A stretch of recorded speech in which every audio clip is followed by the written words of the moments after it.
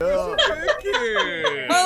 everybody, and welcome once again to Hero Club's weekly Twitch stream, The King of Tides. My name is George Primavera. I will be your Dungeon Master this evening. We are so excited to have you here. Hey, big day in Hero Club scheduling, or what would you call it, releasing.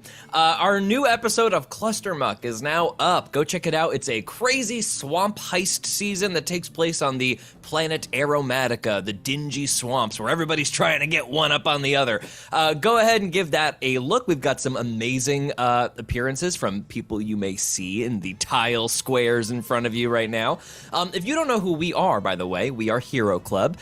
Cluster Muck is one of our seasons for our main show, our podcast. We take our D&D games, we edit them down with sound effects and music, and upload them into these really fun anthology series. Start wherever you like, HeroClubPodcast.com, or you can check out our About section under this video. But when we gather here, twitch.tv/hero_club, I can't even get the goddamn address right. We just get to hang out and play some regular old D&D. Don't have to worry about all that post-production. Dylan gets to absolutely troll me with his nat 20s as he was just working out the kinks of right now. And we just get to play in one of our favorite settings, our Emporia campaign setting. If you've listened to Here There Be Monsters or Brand's Bargain from our main show, you'll be familiar, but here's some details for those of you who are not. First of all, second of all, everybody is playing anthropomorphic animal characters, and the world is populated by those people. Technology, we're talking like mid-18th century, the height of piracy on the tropical continent of Emporia. Magic has been made illegal and is punishable by death or worse, thanks to the Crown, who also utilizes the help of the Church of Soul, who worship the sun as a body of celestial power and assist with magical suppression. But now we get to the fun part where we get to meet our player characters. First off tonight, with sure to be a rip-roaring intro, as things have changed drastically, Mr. Gabe Greenspan. Hello, I am Gabe Greenspan. I play Zygo Coiltail. He is a level 13 Circle of Stars druid. Moving on. Jackie Emerson. That was good. Hello, I'm Jackie Emerson. Great choice. I'm playing Joanna Joey Robbins. Oh my God, we leveled up. I knew it. I forgot to do the level up. I knew it. And we'll come back to Jackie as she frantically goes into the book. Natasha Mercado. Yo. I'm Natasha and I play Zaza, and she's a barbarian, Path of the Ancestral Guardians, and she's a mummy lord. And Natasha, do you want to reveal any new thing about your character yet, or do you want to wait for that detail to get revealed? Oh, well, I guess it's already been started, but now she's a barbarian. What? It's about damn time. Natasha multi-classing, baby. Interesting. No one ever would have guessed it. Hannah Fagerbaki. That's me. I play Canna, a level 16. Oath of the Ancients Canadian Goose Paladin. And my fun fact this week is I officially have my master's degree, and I'm very proud of myself and excited. Beautiful. And finally, Thanks, Dylan Mark. McCullum. Hey everyone, I'm Dylan McCullum. I play fan favorite Desert Bisbee. He's a level 13 Anteater Swarmkeeper Ranger. he knows his lane, baby, and his numbers went up. Oh, and George, a little bit premature, I'd say, on this noise, but it falls to me every single time to explain the best or worst part of our campaign setting, because animals be people, bugs be animals. So, just so you know, the spells that I have, it's more ant sounds. It's even more. It's even more ant sounds. How will George make them sound even bigger and better? Wait The to find same out. way. The I'll just same turn way. the volume up. Yeah, I'm just gonna turn the volume all the way up. Oh boy, y'all, we have to cut right back in Oh. from where we left off.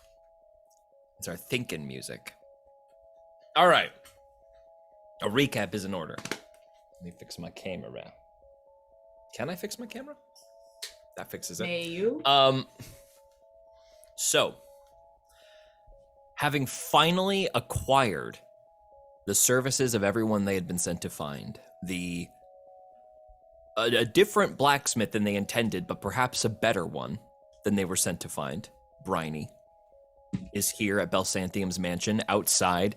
Oh, by the way, just let's get our outside as you guys come out into the on the beautiful mansion that is atop just a little nestled hill, clearly within some kind of magical protective bubble as there's a sort of light refraction above you. Beautiful weather.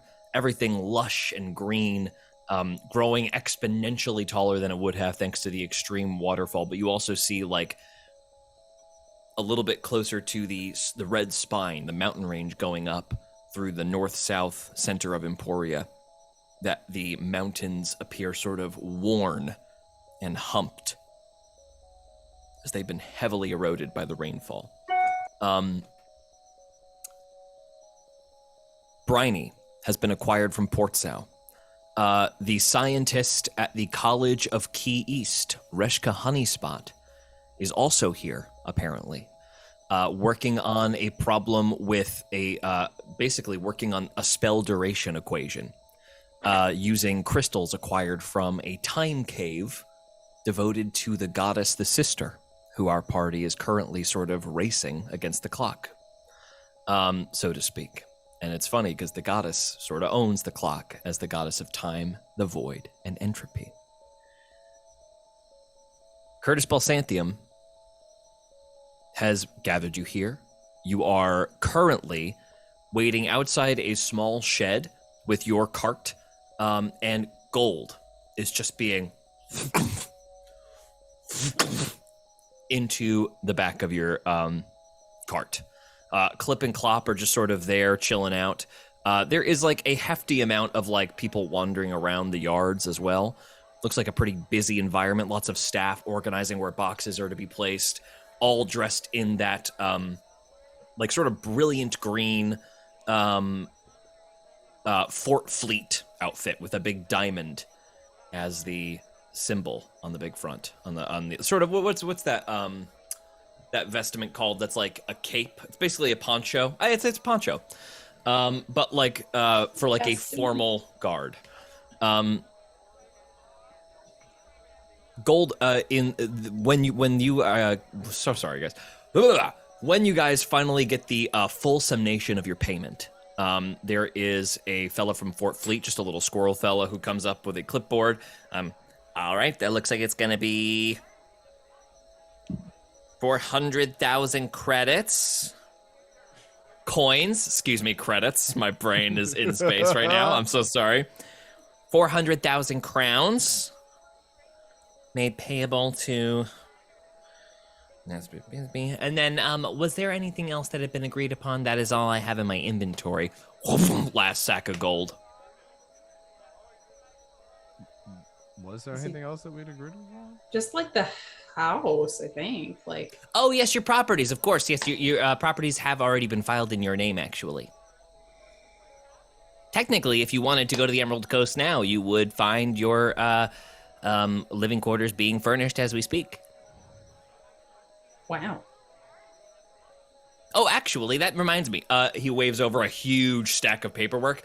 These are all going to be details for you need to fill out based on your security preferences and who you'd like on your, basically there's a guest list of who will be allowed to call upon you. Then there's also a no guest list where even if they were to request a presence or a meeting with you, we would automatically cancel with them. Oh, and also you're going to need to also get briefed by HR as now technically employees of the Fleet Corporation. And then also Mr. Belsantium a huge stack. Wanted me to get you to sign a couple of waivers in case, you know, the company should change hands and then services should be remanded the same, you know, etc. Because we're doing something here, you know, a little takeover. You didn't hear it from me. No insider trading here. Wait, what? Another huge, a huge thing here. And this is just like, you know, stuff to sign. What did you say? What did you say about a takeover? I mean, it's sort of like an open secret, right? Belsantium's gonna, you know, make a move. Unfortunately, it seems the time is somewhat short for us this afternoon, or this evening. I don't know. Oh, yes, the meeting. I understand. Okay, well, you've all been paid out. We can also, of course, unload all of that gold that we just loaded and keep it in our safe for you if you prefer. No, we will hold on to it. For Perfect. the time being, thank you. If you want, here is a list of all of our banking services and associated fees, interest rates. It should all be there. So that is I love very how much it's the height of appreciated, thank you. piracy, but there's HR departments and like functional banks. This is the Emerald Coast, exists. who it's their whole society is corporate. Yeah. You know. So Yes, I believe that we ought to. I'll turn to the rest of the group. I would like to reconvene with Rashka and see how our work is progressing. And I do believe that some of us wanted to look in on Madame Cassandra as well. And see what she very was- good. They should all be at the meeting, actually. very good. Would you mind directing us to where that might be? Of course, if you just look down the hill there, you'll notice that there is the garden house, then there is the bath house, and then of course there is the staff garden house and the staff bath house. And if you look in between those, you'll find the meeting house right there. It's sort of the gazebo on the outside, wraparound porch, and then the middle in there will be where your meeting will be held around the fire pit. You have been a great help. Thank you so much. Yes. So who is taking over the Belsanthium? No, Mr. Belsanthium is making a move for the Fleet Corporation's chair position. So we, all as a collective, we are getting them as a collective them out there to, swip swap. Gotcha. This is all privileged, and I definitely spoke to you assuming you fully understood everything going on, and I am really, really in danger of losing more than just my we job do. here. Don't So worry maybe- about it. Understand. We understand. Yeah. Okay. Yeah. Well, you folks have a George? lovely day. What's up? George, I thought we had ended in Belsanthium's office, and I specifically wanted to do something in there. Can that be retroactive? What would you have done upon being shooed out? I wanted to roll an investigation check to see where he would keep contracts. Go ahead and if you're just scanning the room, go ahead and make a Yeah. perception check on that. 8. I have nothing to tell you, unfortunately. Looks like a very nice office, though. I bet it is. Okay. All of you are told to head down to the thing when you are ready, but you do not have to head straight there. It does look like there is some people streaming in from far off, sort of like around the hill, low, several hundred feet off. Zygo, we haven't really talked about what Zygo's doing, but I think part of you is just watching the gold get thrown in the crate and then taking in your surroundings. Yeah. And you see Reshka a few hundred feet down the hill. Is she alone or is she with Birdie? Papers in her arms. She is alone. Pardon me for one moment. As soon as you start walking, Birdie from around the corner Son of a comes bitch! with a paper, Motherfucker. and she grabs the paper from him, kisses him on the cheek, and they go into the meeting room. Fuck you, George.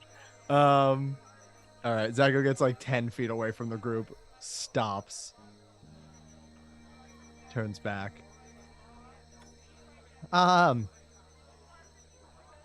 So what do we want to do before this meeting? Insight check on Zygo. Yeah, sure. Made a pretty good deception check, man.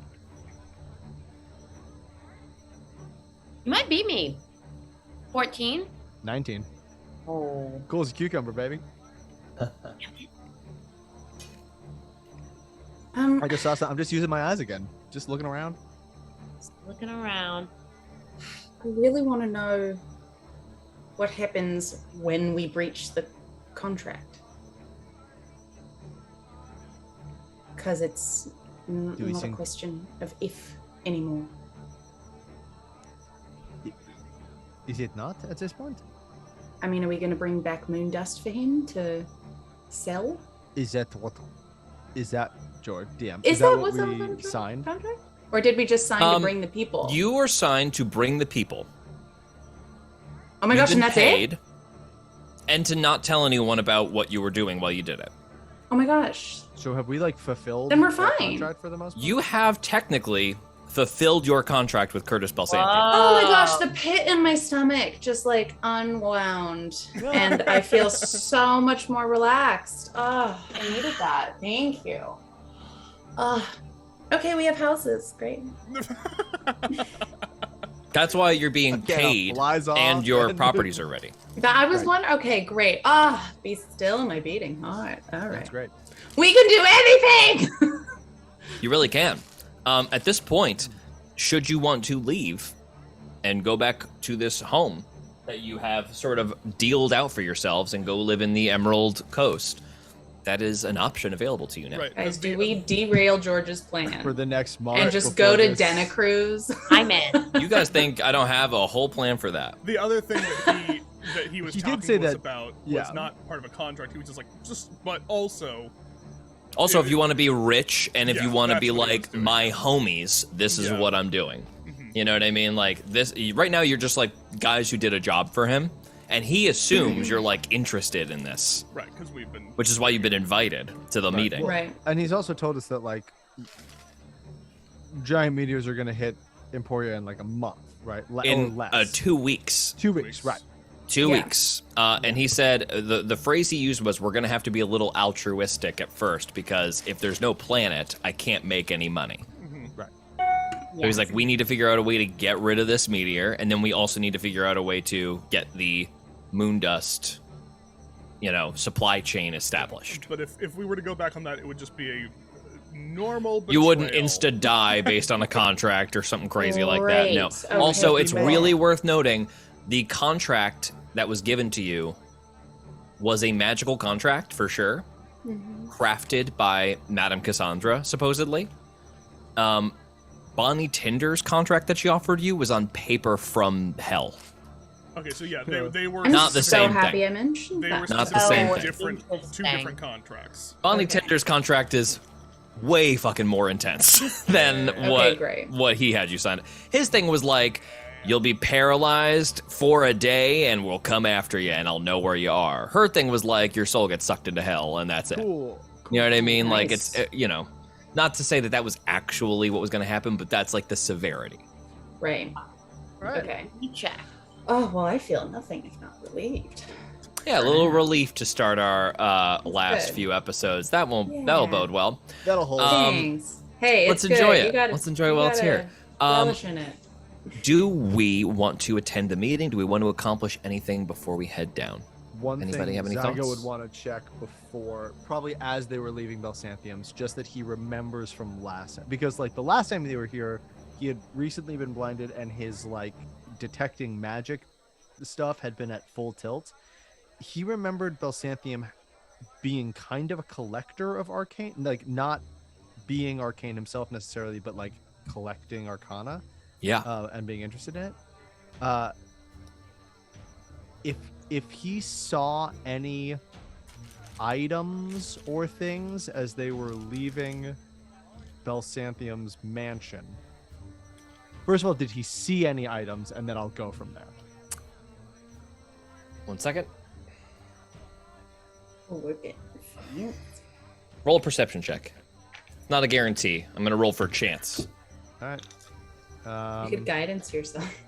18 perception. You can guidance yourself if you want. Is it weird? Would people would pick up on magic? I don't need to use magic. Probably, that's right. Yeah, 18. I also rolled an 18. It's got to be something good. So, you, oh man, Zygo, you sticky-tongued boy. He can see he's back to his old ways. Yes, Yeah. back to the bow.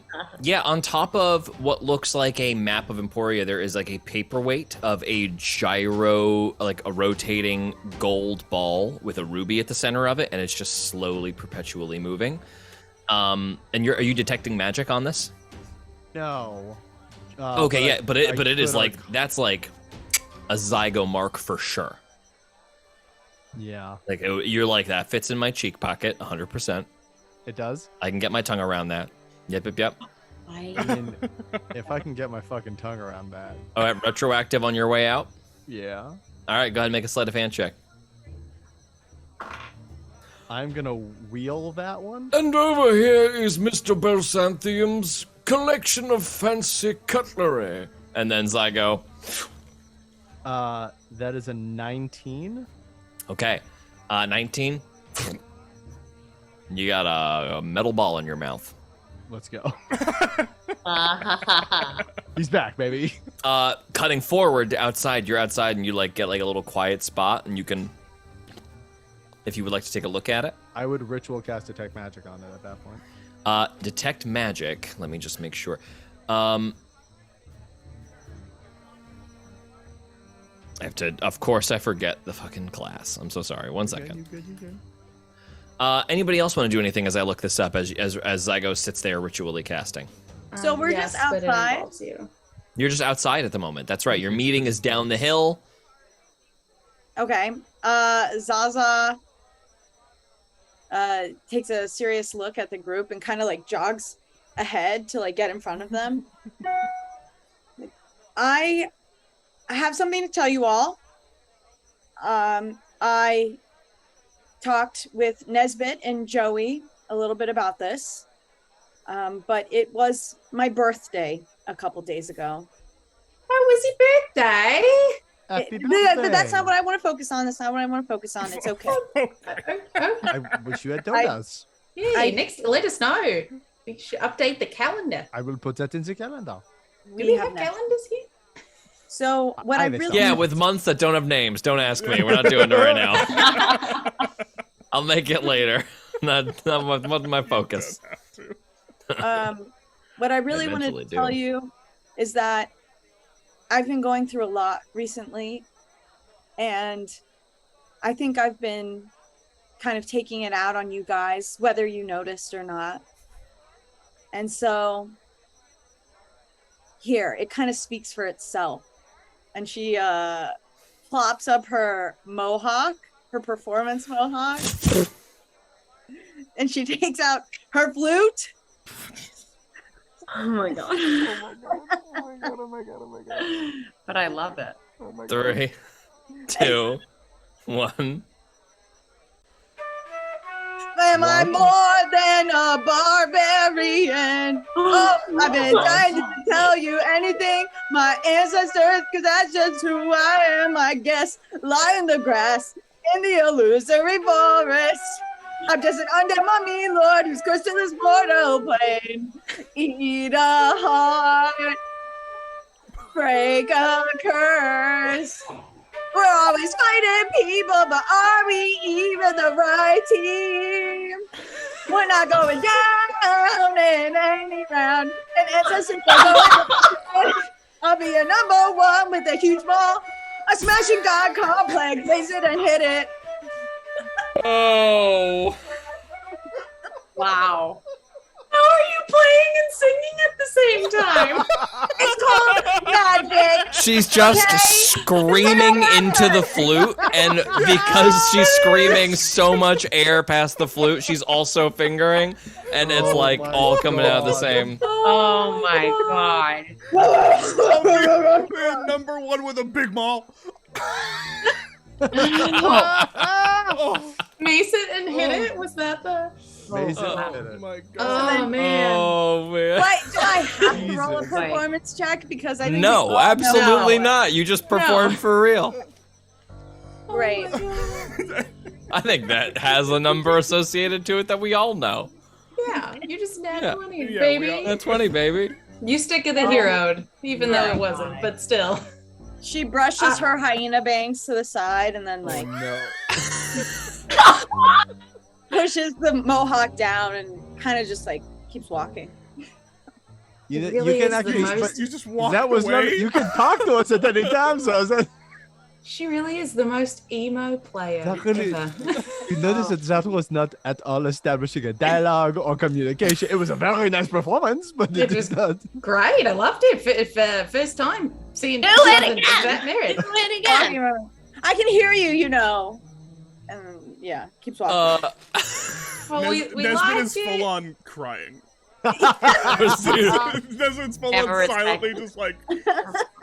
Like that really spoke to you. Just like, Yeah. I think I finally understand Zaza Oh my on god. a real level. Every part of me wishes that I didn't know you had a bard level. I just want that to have been out of the fucking blue. Here we are. Here we are. Oh, Thanks that's for the so memories. funny. Woo. That was Anything- Oh my crazy. god. Fantastic. I feel insane right now. Wait, and then she gives the D6 One to of the greatest Nesbit. moments. of- Can I do that? Yeah, you can give an inspo to Nesbit. Oh, Great. Bard. Obviously, he gets it. Yeah. All right. Oh man. I think that So was what's- Xenophon. And then we'll just So detect magic? yeah. Yeah. So what is the ball? What's this thing in my mouth? Zygo, What's this thing? turning back to the ball in your hand. just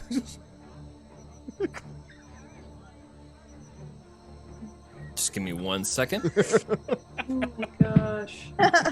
also the That fact full that you- interrupted Zygo's like consulting star charts, doing the thing. You were for sure like detecting the 9 minutes and like 58 seconds in to it, to the ritual, and then that happened, and you just like dropped everything. Just like, dropped. I had magic. to start over. Stop that Val.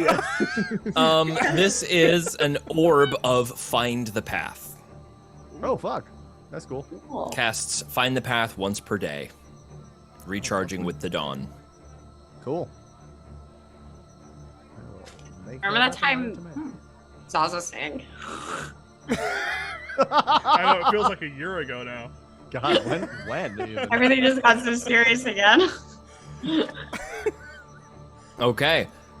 Walking into the enclosed gazebo, these sounds. On the way down, can I have a little sidebar with Sven, or Yeah. is that Absolutely, of course. Yeah, Sven is walking next to you as you head down the hill. Has she ever sang for you before? Yeah. Anywho, have you ever painted and been able to go to a different time?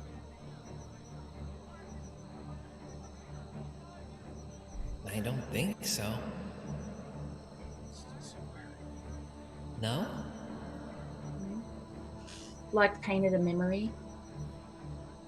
I've never tried. I'm wondering if, we maybe could use the time crystal. I mean, I paint from memory.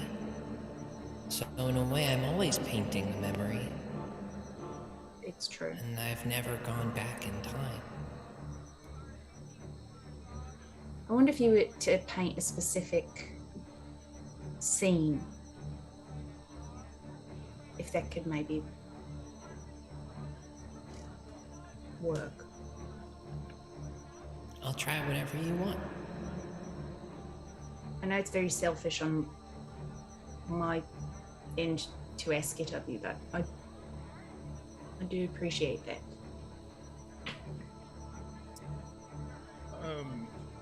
As Nesbit. we're walking, I think Nesbit's just going to still kind of having that weird vision stuff that was happening where he would see, what were you describing it as, George? Like, I would see into trees and far away from me, like I would see them. Oh, Elsewhere, when you like- placed your hand along where Zygo had walked through the trees, you were able to see the point where he exited from. Yeah, and you said that like as I even left the tree, that weird vision, I was still seeing like double, and I think Nesbit's still kind of linking that out. And as they walk to this meeting that Nesbit just doesn't fully care about, he just has his consciousness kind of fade away to the background. And he just goes, so many things I could see. So many things I could be looking at. And kind of for the first time, without even noticing it, as he kind of steps forward, part of his vision splits off from him. as he casts Arcane Eye. Ooh. New spell. New spell. Which I Cody, can read what it the for you, thing George, do? if you want me Please do. Would you mind? to. Yeah, this is a weird one, but I figure this will be fun to have going for an hour during a meeting that he doesn't care about. You create an invisible magical eye within range which hovers for the duration. You mentally receive visual information from the eye, which has normal vision and dark vision out to 30 feet. The eye can look in every direction. As an action, I can move the eye up to 30 feet in any direction. There is no limit to how far away the eye can move. A solid barrier blocks the eye, but the eye can pass through an opening as small as 1 inch in diameter. And so I think, like, as they're walking, this eye will just kind of be, like, left behind. As Nesbit kind of, like, realizes, like, he has his normal vision, he doesn't, like, go away, but he is just still receiving that visual information. And we'll just start being like... Is it invisible? Mm-hmm. Then I think it appears as like an ant that comes out of Nesbit's fur. That's like, and then just blinks like purple light, and just is gone. And just for like, just while the meeting's going, we can check back in with me. But I'm just gonna have it, keep an eye out for stuff going on while the meeting's happening.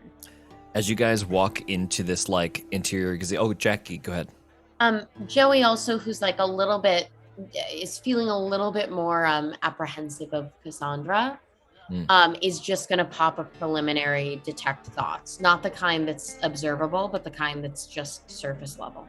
That works for 1 minute on yourself, which happens to be great timing. Because Perfect. You walk directly into the gazebo. Everybody make a quick perception check. Oh, yes. Ooh, baby. Oh, 9. Rolling crap. 11. Should I make a separate one for my eye, or is it 30, 20. I think maybe you make one with advantage, Nesbit, with your eye. Why not? Okay, they're going to be 29, two places. and Zygo's back. 29 and Wow. Zygo's got full use of that insane perception with no limitations. 29. I got a 25. Okay. A 29 Zygo. You don't have any. Do you have any other senses up that I should be aware of? I don't know. Did he retain any blind sight when he got his eyes back? How did you acquire the blind sight? It was gifted to me through Parkus as a, basically like a boon. I think if you close your eyes, you realize that you have the same level of vision that you had before. I think you That's do maintain your fucking blind dope. sight. Cool. So then if I close my eyes, I have blind sight of 30 feet, and Okay. I would technically have detect magic going for 10 minutes. Okay, great. So that's what I'm looking for. Cool. Okay. Oh man. All right, I got a lot to say. Let's go person by person, and Zygo, we're gonna get to you last. You walk into a crowded room. Looks like there's about 50 people here, give or take. It's a round setup. There is an enormous model made of clay but painted. It looks exactly like Loon's surface. Just a big orb of the moon in the middle of this place.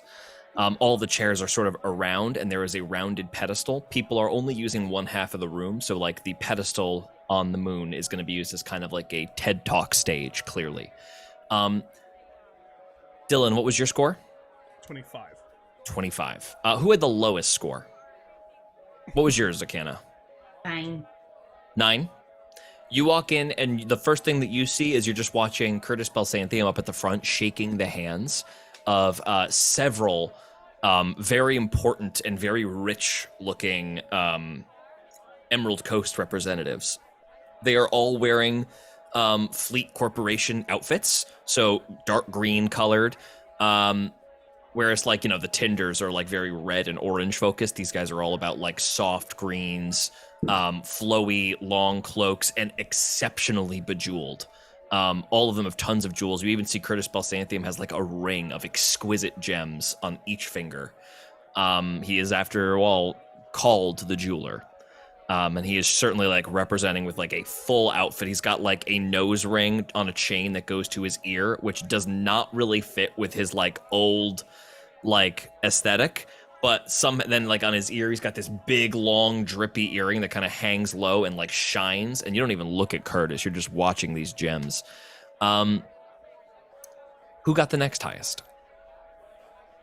I had a dirty 20. I don't know. Zaza, what was yours? 11? Yeah. 11.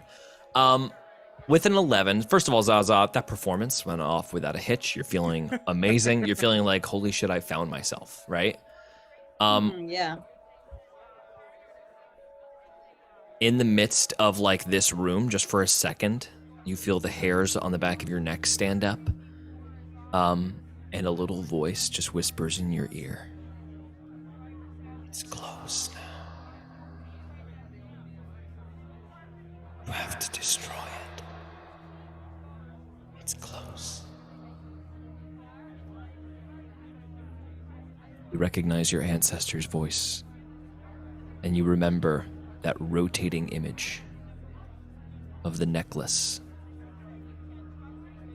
The necklace that your ancestor wanted you to find and destroy. Something clearly related to the same whatever Boris's sword was made out of.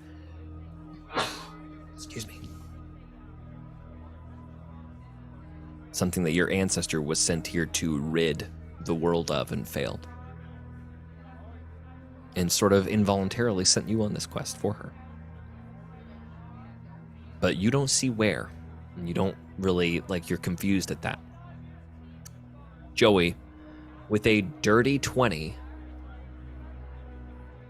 you feel a tap on your shoulder. How are you, little one? And you turn around, and it's Madame Cassandra, and she has tears in her eyes, and before you like can say anything, she's hugging you. What is my initial detect thoughts pull up? Your initial detect thoughts comes up with nothing. She's just not thinking anything. She is mind blanked. What does that mean? What does mind blanked mean? Mind blank is, I think, a 6th or 7th level spell, which makes you immune to having your thoughts read and a whole other slew of conditions and stuff. But at the moment, your other detect thoughts are just like the ambient ones you're getting back are just like from echoes. There's no chance he'll ever pull this off. He's gonna get beheaded. And by beheaded, I mean he's gonna get sent down to the mail room. I'm hungry. Where's lunch? Someone complain about their boil. A bunch of BS, yeah. The doctor said it was gonna be fine, but it got bigger. I don't understand. If it got bigger, why give me the medicine? It just feels like a grift. I'm never going to the doctor again. That's my new resolution. Marty? Specifically with that one, you just see like an ox just like... You detect nothing from Madame Cassandra. What's the range on detect thoughts? I will tell you in a minute. It is. 30 feet. 30 feet. You also are picking up a little bit from Reshka and Birdie. And Birdie's thinking like pretty outwardly, just, we're not gonna make it out of this. Why is everyone acting so calm? We're all gonna die. And from Reshka, you're just getting, I will crack this. This will not beat me.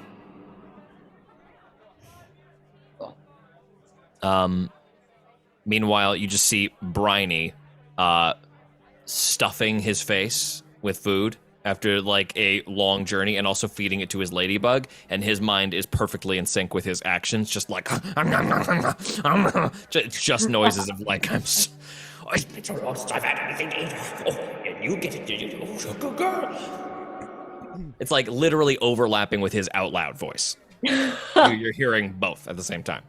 But nothing from Madame Cassandra. She pulls you away, looks at you. You're taller. I know. I'm old now. I've missed you. Tell me everything. How have your travels been? Hello, everyone. Good to see all of you again. Where is, the polar bear that I spoke to? Henry. Joey just kind of looks at Madame Cassandra and like shakes her head. I'm so sorry. Oh, I'm so sorry. Was it bad? Death is never ideal. Well, and she looks kind of coldly up to you. Perhaps that is something we disagree on. Not at the hands of Boris Miles. So it was bad. That is all I was asking. How are you? How long have you been here? We Oh, killed Bosch. Did you? Yeah. Good. He escaped, and I was very worried for all of you. Can I roll an insight check on her? Yeah, go ahead. Just like general demeanor, because I know we saw her crying. She also 100%. like really dropped the ball on the whole Tash thing.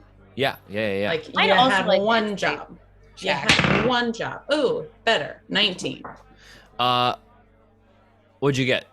I nat 20. Nat 20? Gorgeous. Yeah. Because I think I would have That's insight Jackie's nat checked 20 face. once I realized the detect thoughts weren't really happening. Okay. Her general demeanor is, and you guys are making insight checks on just like her vibe. Yeah, like if Yeah. the tears are real, if she actually cares, like Yeah, tears are certainly real. They are not tears of joy. They are not welling tears of happy to be reunited with you. They was just crying very hard and has come here now. Interesting. Additionally, she looks too frazzled and upset to have cast Mind Blank on herself. It's an immensely difficult spell. She's probably not even powerful enough to have like allocated those resources. okay, in that case, if I picked all that up, I think I would lean in and say, are you okay? Why would you ask that? I just miss you, and I know this is all a stressful situation, and so I just want to hear how you're doing, how you've been faring with everything. It has been a hard time. One's faith comes in conflict with what one has going on here on this material plane, you know. But we must be compromising. We must work to further the goal in the long end. Is that aligned or unaligned with faith? I suppose it is a matter of interpretation, but it was not our doctrine originally to do. It is not as sensitive. I should not speak on it here. Would you like to perhaps have tea in the garden with me? And we can talk about it then? Yeah, I would love that. Good. After this meeting, come find me. We will have something before the sun goes down, okay? All right. But it is good to see you. And the rest of you. Hopefully Sorry, everything... You're not feeling so well. You say you're not feeling so well? No, I said, sorry you're not feeling so well. Oh. I appreciate your concern. Bows her head, gives Joey a little wink through sort of bleary eyes. Nesbit, with your arcane eye. Actually, I'm gonna come back to Nesbit because a 25 is still very high, and I want to give you something specific, but this is more relevant as I go. Detect magic gives you just the class of magic, and that there is magic. Yes, it. For the duration, you can sense the presence of magic within 30 feet of you. If you sense it in this way, you can see a faint aura around any visible creature or object in the area that bears magic, and you learn its school of magic, if any. Okay. You detect a divination spell floating behind Madame Cassandra. Ooh. Uh-huh. What does that mean? I have cast spells like scrying and things before. Can I Arcana check to see if it is something along those lines, if someone is purposely watching her? Yeah, go ahead. Make an Arcana check. Oh, that's low. 14. Let me see something here. Just gotta look something up.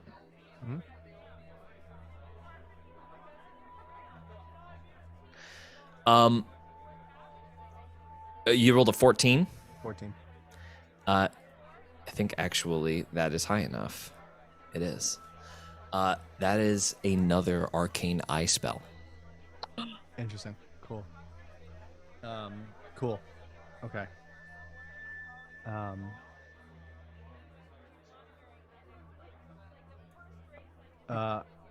I will then gently just touch her arm as she starts to walk away from the group. It is so good to see you again.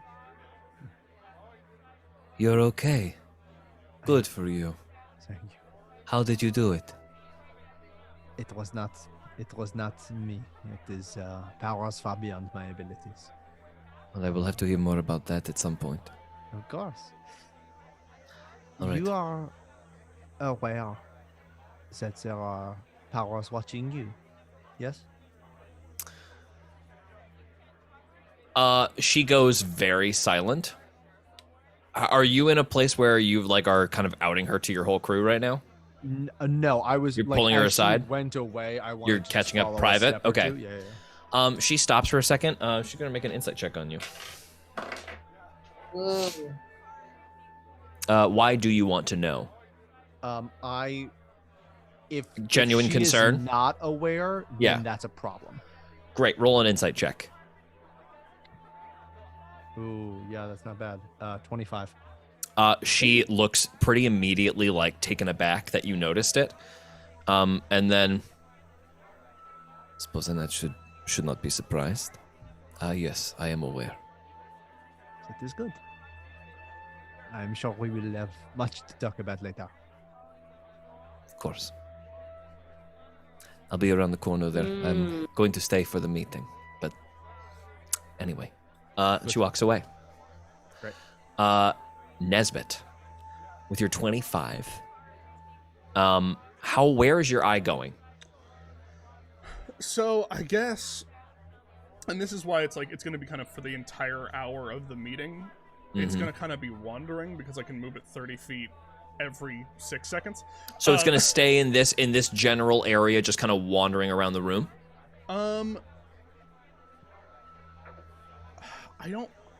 I think I just because there's no limit to how what the distance is, so I just want to know where it would roughly be. That's why I'm like I don't think that Nesbit cares so much about the things happening in this room.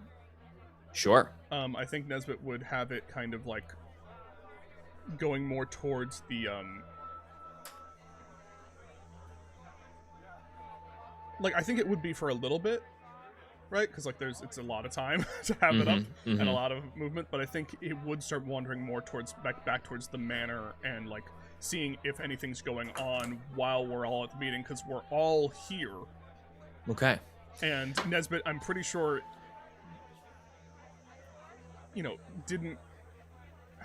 never really clocked this place or them as like very good at defense. And so he's just like I think kind of doing perimeter sweeps and also, and then also like kind of interested in the manor itself. So I know that's a lot, so we can maybe do it in a couple of times. I'm gonna ask you right now. I want you to pick a number between 1 and 3. Okay. Go ahead and tell me the number.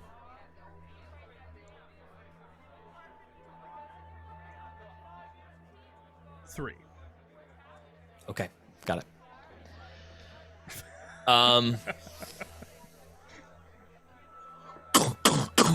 Everyone, let's all take our seats. We have business to attend to. Slowly, everybody takes their seats. Where does everybody sit down? Next to each other? All in a row next to each other. Are you trying to be adjacent to anybody else? Reshka has not noticed you yet, Zygo. Zygo would want to sit like a row or two behind, but pretty close. Okay. I would love to be not super far from an exit. Great. Maybe you're on the end of everyone at the aisle seat. Yeah. Got it. George, what looks like the scariest place to be? In terms of you would look the scariest, or it is the scariest? No, like there's like a scary person, you know. Okay. Or Like somebody really freaks you out. Roll an insight check. And George, you're saying that this is like an outside meeting, like the Council of Elrond, right? This is like a. It is like there's like roofed wraparound porch, and then like an inner area that is not roofed and is a fire pit with chairs all around, and yes, has very much like a council meet with a big moon statue, like 7 feet tall, kind of orbed in the center. That's so dope. Right. Okay. I got 21. 21. So like if it was at Malibu. Yeah. It's like it's like a Malibu Elrond. Council, Yeah, yes, 100%. That's 100% right. Oh my god. Okay. Zaza, you immediately start like scanning the eyes of these old, like just big stuffed shirts of these, like, you know, these executives of the Fleet Corporation. You get a kind of freaky vibe off of them. But who you really get a bad vibe off of with a 21 insight check is there is Commander Gary, who is next to Curtis Balsanthium. He is the Lion Captain of the Guard. You guys have met him before. His full name is Gareth, but he is called Gary by Curtis Balsanthium. Commander Gary is adjacent to another commander who you have not met before. He is a weasel with sort of like a big, long scar above his head, kind of cutting his hair off, just like in a dash. And one eye is grayed out. But he is dressed in like very neat attire, looks like very clear cut and forward.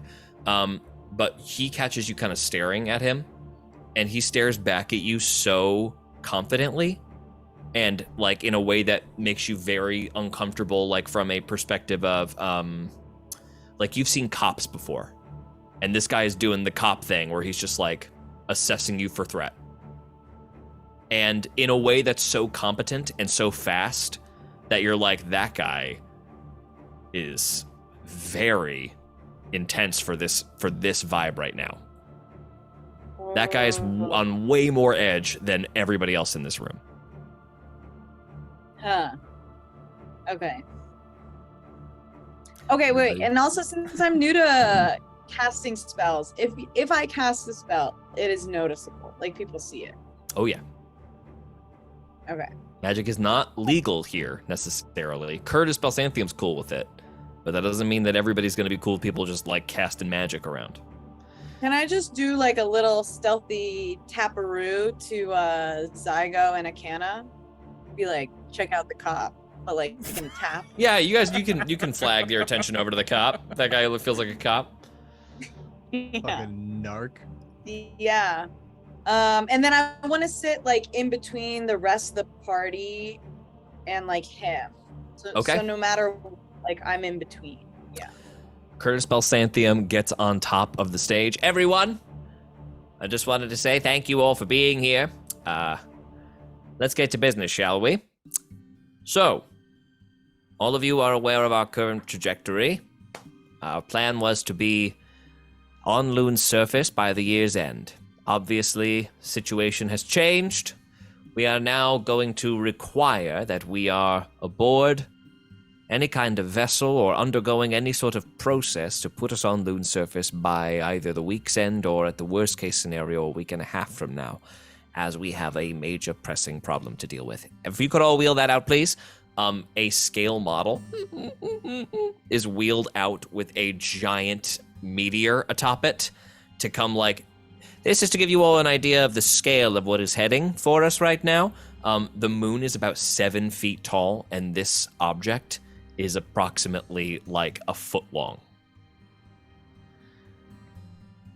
As you can see, an impact from an obelisk or whatever this is, that's roughly the shape we've observed. You guys see like a sort of detached crystal shard long piece. Currently, we are only aware of one such obstruction. Hopefully that is all we are going to encounter, but we will have to have some sort of backup plan should there be any behind it. Obviously, this is of paramount importance, as if there is no Emporia, there is no profit to be made. And he kind of looks down at the stuffed shirts in the front, all of whom chuckle. Nobody else laughs. It's just them, and even Curtis kind of shares a little bit like a, yeah, I knew you'd like that. Everybody in the back, Reshka's like, you see Reshka shudder, and Birdie give her like a, it's okay, tap on the back. At this meeting, we will be going over, several of our researchers have some things to report. We will go over that for our investors in the front row. And furthermore, we will be using this meeting as a confidence brain trust sort of open forum for us to suggest any sort of way forward, any sort of plan making. You've all been asked here because you are the best of the best. I would also like to point out a certain an untraditional group to have been accompanying us here. If all of you would please stand up. And he looks at all of you. So you about to call us D-listers? Did you guys all stand as he points all of you out? We have I mean, if he's pointing at us. Well, aren't we wanted? Like, is this a safe crowd for that? He is putting you very much on the spot. Well, I mean, it's kind of essentially a spotlight has just turned on to us, right? Like, there's no, yeah, right. Everybody is turned around to look at you guys. Can we turn around to? Zygo will stand up. All of you guys. Nesbit will stand the second Zygo stands. He was just waiting for like that. Like. Zaza will stand up, but like she's so big, she's kind of like in front of everyone. Yeah, I'll just stay seated because I'm tall enough. Zaza is so big, and in fact, he goes, all of you will recognize Miss Checkle, who used to work for us as a driver. And this is a crew of contractors who will be assisting us in various ways. Everyone say hello and make them feel welcome. Additionally, due to the sensitive nature of what is about to occur, based on the premise that we have entered a magically secure area, briefly, we will be filing an injunction with the high chairman of the Emerald Coast and the logistics division to allow a 2-week-long stay on any punishments related to magical usage. All in favor? A solid amount of people hesitate. Everyone. It's this or we all die.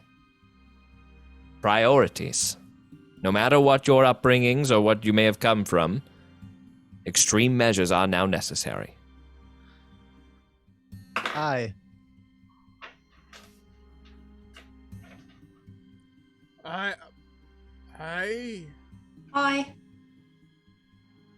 Reshka stands up, seeing Zygo. Aye. And then she looks at you and goes,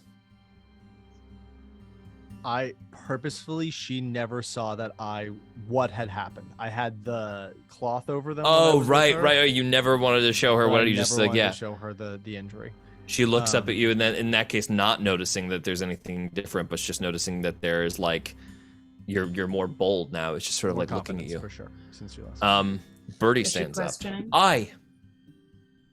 And then all of a sudden, people start standing up with an eye. Eyes have it. Thank you, everyone. Gong gong. That 2-week stay will begin presently. That said, we will now offer up anyone who would like to come forward and suggest our first course. Reshka Honeyspot will first approach, please, and will give us an update. She doesn't stop looking at Zygo. She comes up, but she gets all of her papers in a row, lays it out there. Hello, everyone. Currently, we are trying to solve the problem of making certain processes that use magical arcana to last longer in duration for the basically creating a stable passage with which we can take the moon powder and sell it to whoever is buying. Curtis is like, right. I have had a bit of a wall.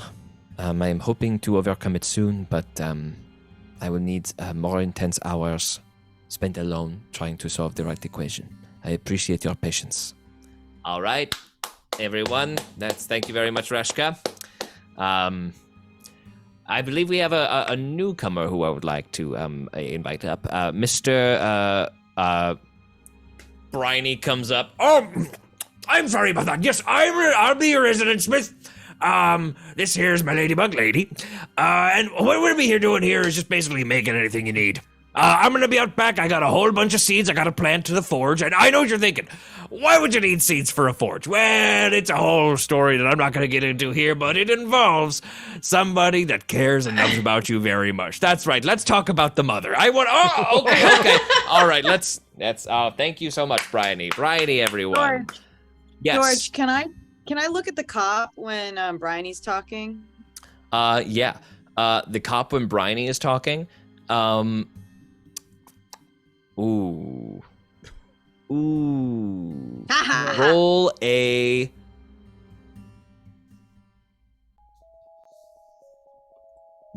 perception check. Whee! Fuck. My luck point's my choice.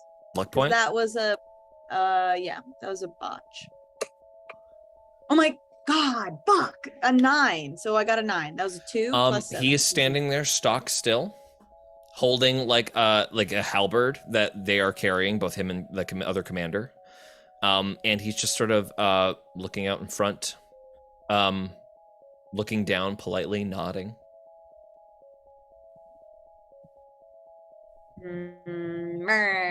That's all you get there. Okay. Can I roll an insight check? I have insight, if that helps.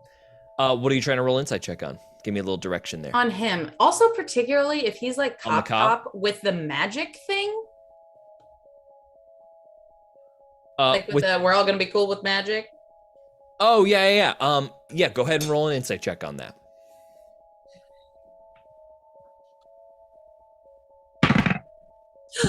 Oh, it was gonna be good. Oh, even better. 26. When that was said, his eyes got super wide and he looked like he tamped down extreme excitement. All right. Thank you. If anyone else, I think we are in need of a more solid course of action. So based on who we have gathered here, does anyone have any pressing information that has not been brought before this council before a plan is made? Sorry, something right before this question gets answered. Before that question, as that question, go ahead. Can I look at Cassandra, try and get a read on her? Madam Cassandra is staring like ahead, politely paying attention. Go ahead and make an insight check. 18. She's sitting straight backed, pretty attentive. Doesn't give any reactions either which way. When magic gets approved, nothing might as well happen. She's like doesn't care about that. Magic has already, her boss already cast a giant orb around this thing that was basically assumed by her anyway. Okay, I want to try doing something before this question gets answered then. Yeah. This might be a mistake, but we're here.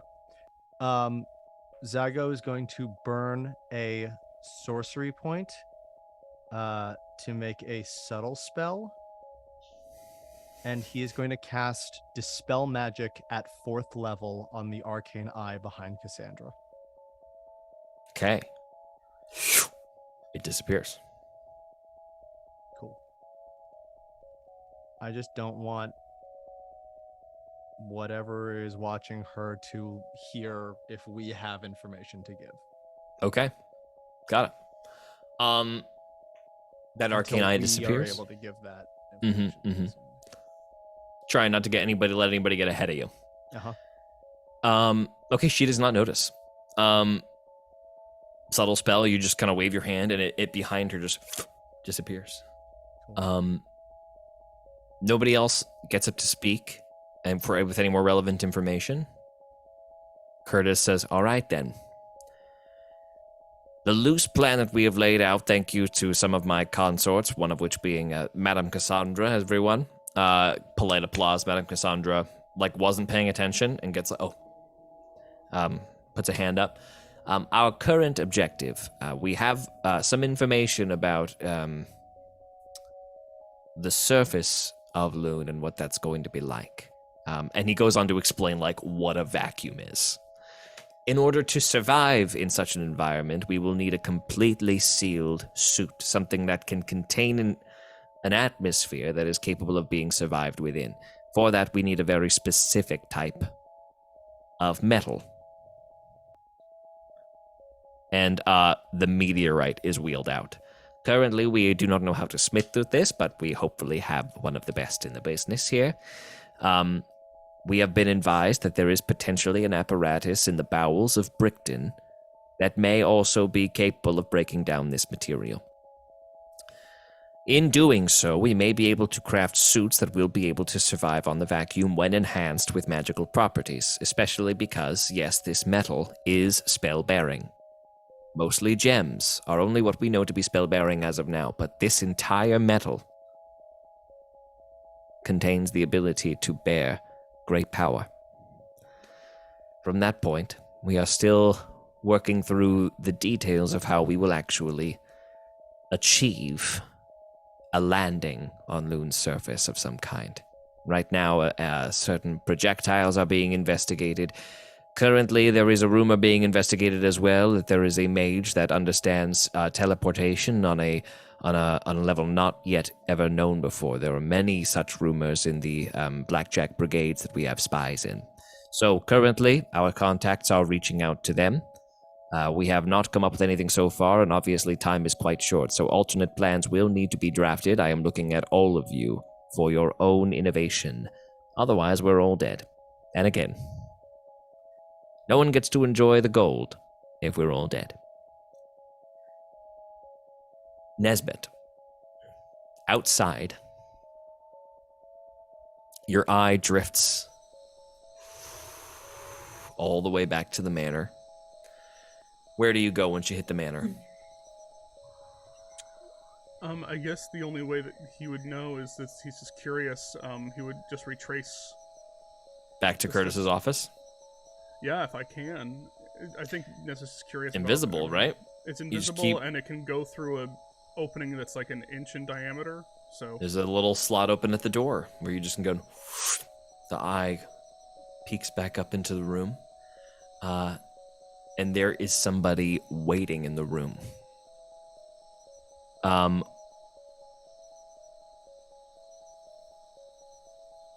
Currently,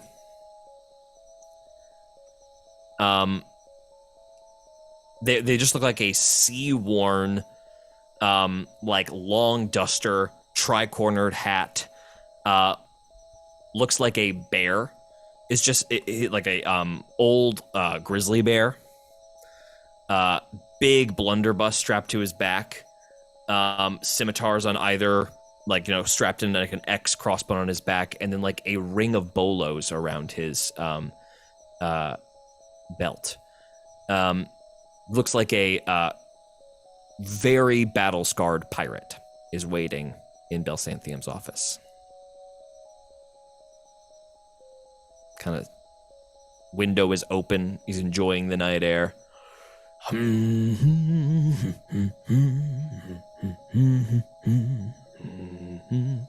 Lights a pipe.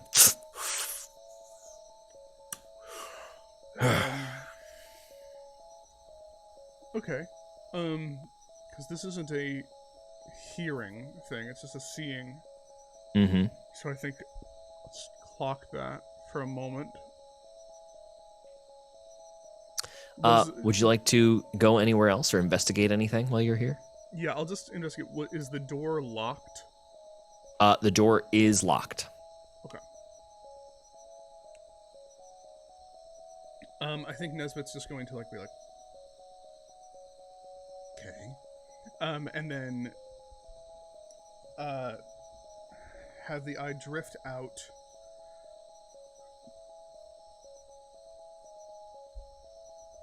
And oh god. And this was not someone I recognized, right, George? I didn't recognize. Not somebody you recognize at all, yeah. but you, if you want to make like a history check or an insight check, you absolutely can. Yeah, I guess as I think about where to go next, I'll do an insight check just Okay. to see, like what I think this person's here for. Insight 15. You notice that after a while smoking, he goes to his inside pouch and just like is playing with a pretty hefty pouch of coins in his large bare paws. Feels like a guy who's here to buy something or negotiate something. Nesbit will then just have the eye drift out and start doing a perimeter search. Okay. On the perimeter, roll a perception check for me. No advantage. Yeah, because I have my other eyes on a thing. Okay. Perception 23. In the guest bathhouse, in the staff bathhouse, there is a subtle blue glow coming from there.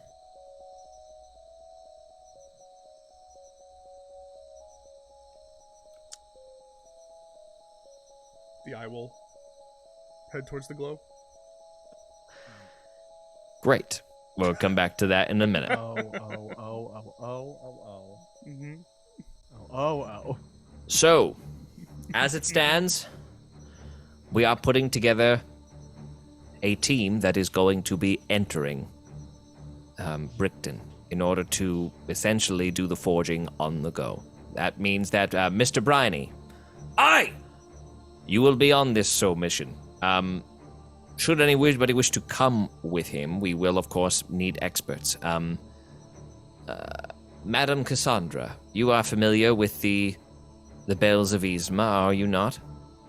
Yes, I am, intimately. I would be happy to accompany you. I have always wanted to have some time with them. Can All I right. roll a religion check on that? The Bells of Yzma? Yeah, go ahead. Yzma's Isn't bells. that the the gash forming into, yeah, it's like they take the acid. armory? Yeah. It's the giant like upside down forge that uses acid and gas instead of fire and steel. Oh, that's what it is? Yeah. I It thought was a in the religion spit. Never mind. well, what'd you get on your religion check? 22. Make a wisdom saving throw. Oh my god! The Bells of Yzma. Wisdom? 27. Jesus. The Bells of Yzma. You know that the Bells of Yzma is a religious site, in addition to just being a place of utility. The Bells of Yzma are 10% of what that place is. The Bells of Yzma sit nestled in the embrace of Yzma's ocean. Okay. Which is where it is rumored that Yzma has been locked away. There was that entire like acid ocean that we saw in like episode 4. Yeah. Oh my gosh, yeah, that's underneath Brickton. We took an That we had elevator no way down of crossing. below the bells and saw just an acid lake. And we were like, oh, it's bad here. And then Yeah, and we had no Relax. way of crossing it at that time. What check would that be for me now with my extra divinity? To know what that would mean if she was let out. you don't think it's possible to let her out. First of all, like if Yzma was like let out untethered onto the material plane, everything's destroyed. No chance. Nothing survives. She is the embodiment of destruction. Like obviously anything she comes into contact with is going to be destroyed. But that said, like there's no like ritual that's known to like allow Yzma to rise, and that her sealing away is like clearly like it's an ocean of acid. If God forbid she's floating around down there, which is probably a little more complicated than that, than just like that's where Yzma is. You know, an ocean of acid is not something people are going to be able to like get down and do a lot of research in. That's a pretty hardcore seal. Right. You know, there's no magic. There's no magic spell that's going to unlock a god and make it come to life. Right. Then would it be an insight check to try to see which of these bells of Yzma she's talking about? Yeah. Well, you right now it's been talked about that it is Brickton that you're going to, and that the bells of Yzma are under Brickton. So these are the same ones that Cano went to. Right. Curtis Bell saying them up at the top is like, I would also like to make a formal request, if all of you would. We have you guys given your real names to Curtis? Do I remember that? Or did you guys all still give him fake names? I can't remember. I think he's got fake names yet. I think we hadn't done fake names yet, and he had also given you like a "we're cool" symbol. So he goes, I would personally like to recommend Mr. Coiltail, if you wouldn't mind accompanying them. Yes, of course. Madam Cano, if you wouldn't mind as well. I'd like to go too. We will not be sending the child to Brickton, to the underground. I'm going. Excuse you, I'm not a child. Akana will put her hand on Joey's shoulder and give her a little squeeze. Mr. Bisbee, you will be permitted as well, and requested to accompany. And then Miss Checkle, if you wouldn't mind, I actually have business here that I request of you, if you wouldn't mind. Just a little something that I'd like taken care of. Okay. Also, I know that we've had some private discussions. We'll talk. Okay. Would you all be amenable to this, accompanying Bryony and Madame Cassandra? Madame Cassandra raises her hand and sees Joey like upset. There is no need for me to go. If you wish her to take my place, she's a representative of Yzma as well. Perhaps she could be useful. Insight check on that. Yeah, go ahead. Yeah. On useful. Each. Same. Oh, bad. The bad one. Did you nat 20? Nat 20 it? Natural 20. Yes! Better than mine. George cursed you in a good way by saying that you ruined him with your nat 20s. Yeah.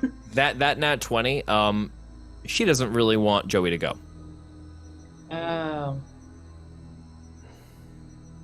Nesbitt like has like his split minds right now, but like just that protective instinct like flashed for a second, and then when he hears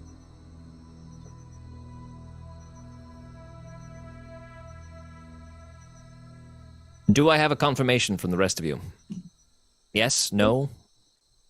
Yes? Of course. And Mr. Coiltail? if Aye for me.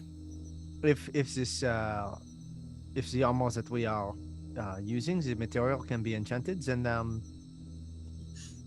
perhaps it will be that is good. Okay.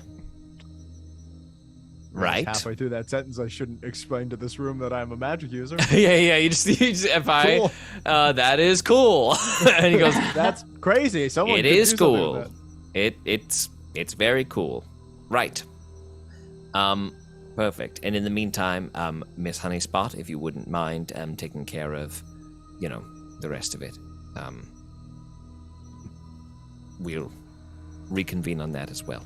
And Rushka just gives like a frustrated nod. Very good. Your expedition will leave this evening. Better to travel under cover of night.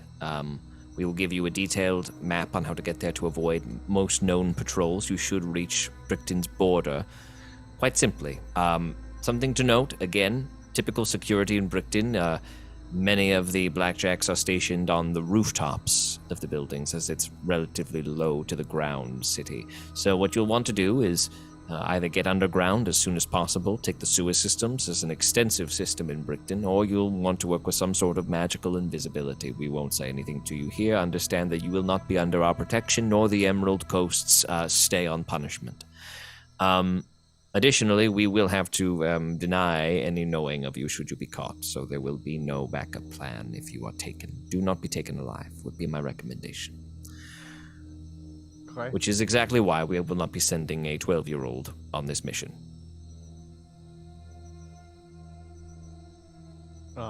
Zygo will lean into Joey's shoulder and go, I would love to have someone to be my eyes around Rashka while we are gone, to keep her safe. There is no one I trust more with that than you.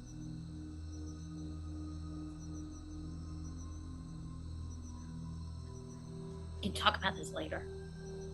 And Nesbit will just go like, yeah, we'll talk about it later.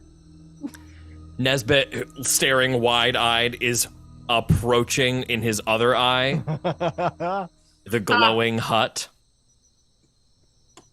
which has a small crack in the door. It is still bright outside, still like noon, but somehow this boathouse is still like just in the shadowy shade. You're seeing like a little bit of a light blue hue. You look inside, it's completely dark. The arcane eye floats in. Make a perception check with, let me see, disadvantage. Yeah. Disadvantage. 'Cause the eye does have dark vision. Yes, that is why it's at disadvantage. Oh, right. Right, of course. Right, dark vision is not what we thought. It betrayed us all. Perception check. Betrayed us all? George? Perception check, yes. Still pretty good.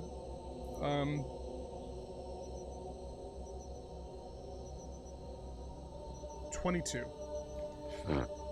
There is a large pool, the water of which is completely placid, and up in the corner of the room, in a rounded tub, a creature sits, hunched. It's where the light is emanating from, and behind the light's source,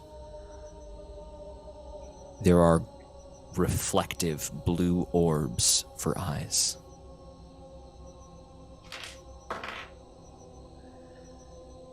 Your eye creeps closer and closer until you're able to make out the form. Sitting in the water with a finned bottom half, meaning no legs, webbed hands, skinny, wrought bones. In some places, sticking out of the flesh, translucent, the marrow floating within. An anglerfish, wearing a black beaded necklace with the emblem of a jellyfish on his chest. And just as you get close enough to see him, dispel magic, and the eye is gone. Oh, shit. In the guest bathhouse. The guest bathhouse. Is that the same room that the Money McMoneybags was in? Like, No, that was in Belsanthium's office. Gotcha. I didn't know if the office had an ensuite. Oh, okay, got you. That's the fancy bathtub of the office. Yeah. No, that's in like the exterior grounds. You actually saw that area is quite close to here. It's maybe like a 3-minute walk. And before, just, and maybe this was an insight check that I failed or something, but just around this place, did it seem like anyone was, like, any groundskeepers around there, or was it like suspiciously, like, Suspiciously not manned. Gotcha. Yeah. Cool. Nesbit, like, it's not part of the spell, but goes like, All right, everyone, the meeting has been adjourned. We will begin with the outfitting of your rendezvous. Excuse me, let's try it again. All right, everyone, we will begin by setting up your caravan, and your transport will be arranged shortly. Be prepared to leave within the next 8 hours. In the meantime, feel free to enjoy any wonderful food that you see lying around, and feel free to relax and lounge as you see fit. Thank you all once again. Let's do great things together. And it dismisses the meeting. Everybody begins to get up and talk. Joey has already snuck like 7 muffins into her bag. Still mad about getting talked down to, and you're just like plowing muffins into your shirt. I believe that to the group, I believe that this is the right choice, but are we choosing purposefully to not tell anybody about Sven or what we know that he can do? Reshka grabs you. Psycho! And boom, into a hug. Oh, hello. You are okay! I'm alright. Yes, we are all. How are you? I am very well, thank you. Yes, I'm good. Oh, I'm so sorry. All of you are here. I have some things for you. And she pulls out 2 letters. One is for Miss Cano. This is for you. Okay. And then for you, Miss Checkle. Thank you. Zaza, your letter is from Ramilda Dizzy. Oh, can you open it? Cano, your letter is from Gordon Hoopstetter. Aha. Yeah. A lot of Oh, things. right. I'll open it. Great. You just like immediately open it and crack it open. It's just like a very sweet, kind of heartfelt, like, Dear Miss Cano, it was an absolute pleasure to meet you and give you a tour of our facilities around the Key East University. I am not much one for fanciful meeting or wasted time, but I figure that a fanciful meeting is not wasted time if it is something that you enjoy in a way that you do not normally enjoy things. I wonder if you ever find yourself in Key East, if you would perhaps accompany me to a luncheon on the front lawn. Yours, respectfully, Gordon Hoopstetter, PhD, and like all of his titles are written down underneath it. Oh, it's so cute. And that's I've all. been asked to a luncheon in so long. It's like a little remnant of your past self suddenly flits and brings you a little bit of joy. Aw. Zaza, I'm reading this letter. you open the letter. Yeah. Okay. There's only a scrap of paper and something falls out into your hand. It's $1 million. Make a charisma Yeah. save. Necklace. The letter reads, "Give them hell." What? And what's in your hand is a necklace adorned with red beads. Oh.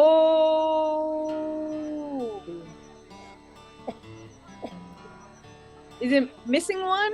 Woo. No, that one was. No, that one number. was expended. This one has 4 magical fire beads on it. Oh. Damn, Shouty. Okay, Ramilda. Wow. It becomes very apparent to you you're holding the equivalent of like a very large bomb in your hands. Oh God. Okay. Can I just like put it in my pocket? Be like, oh, okay. Yep, you just put it in your pocket. Whoops. That goes in your pocket. It feels hot in your pocket, like in your hip. Like when it hits your leg, it like burns your leg a little bit. Oh. Is that a bomb in your pocket, or are you happy to see me? Huh. Madame Cassandra appears as well. You guys are kind of like trying to get a word in, and people just like keep coming up. And Madame Cassandra to Joey, would you like to have that tea now? Yeah. Great. I'm gonna go have it to you guys, but I'll be back soon. Actually, unless, can I just go to the bathroom really quickly first? Yeah, of course. Oh, I'll come with you. You go in groups. if you don't mind, I'll go wait out for you. I have a little table set up for you with my teapot and all that. So. Ooh, gotta pay. And Akana's gonna grab Joey and drag her over to where a bathroom is. Madame Cassandra leaves to go out to like where she's setting her tea up.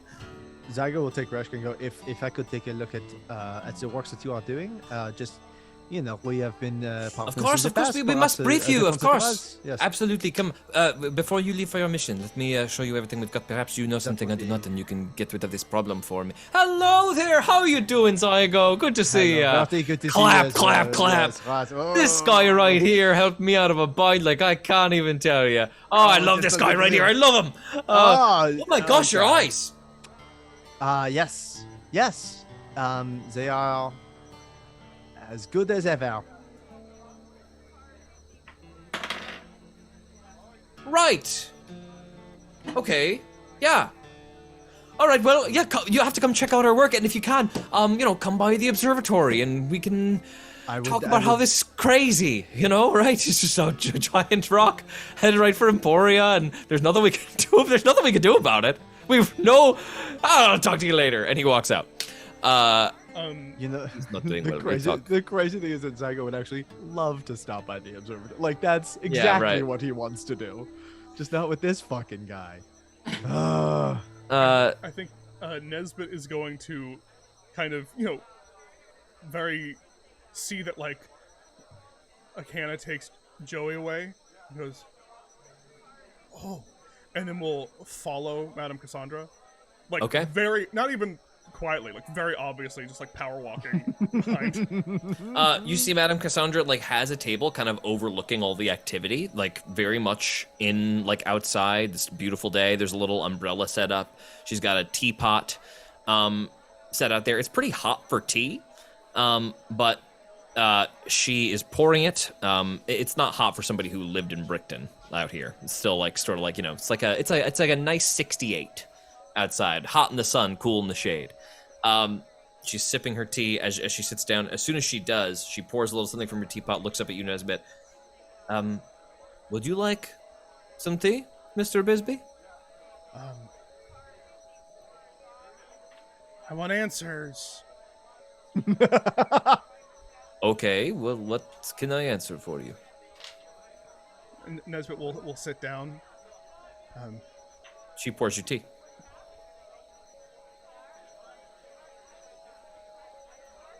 Why did you lie? About what? You don't. About what did I lie? You don't want Joey to go. Why did you say that you would have Joey go? Oh, well, sometimes when you say something out loud in defense of someone, they can understand that it would not be a good idea based on the way you phrased it. Basically, I was trying to just make Joey feel better and that she wasn't backed into a corner so that she could eventually be talked down and convinced not to go. It's very dangerous. She should not be going there.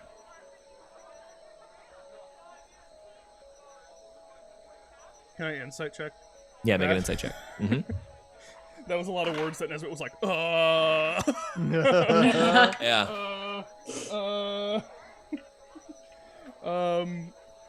18. She just tried to speak too many words to confuse you a little bit. Yeah, okay. And Nesbit will just be like,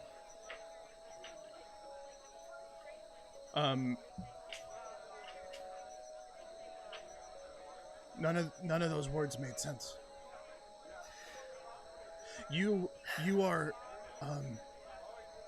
I know we haven't talked in a very long time. If there's one thing you should know is that I have changed, but also I haven't. And I know you're lying. I think I know why. You say that it's dangerous for Joey. You don't know what Joey's gone up against. Why is it dangerous? Brickton is overrun with mage hunters. Joey's mother was... well... you know. You think they will not hunt her until she is dead? You think they have given up? No. But we've been hunted everywhere.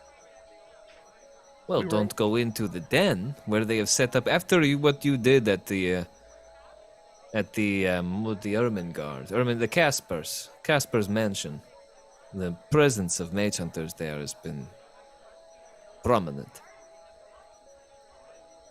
It is only wise for those who are extremely experienced to go in and make themselves at risk like that. I think perhaps you three can handle it. I would even say perhaps your friend, the hyena, should be able to handle herself. But why are you so eager for this child to come on this mission with you? No. I do not want Joey to go.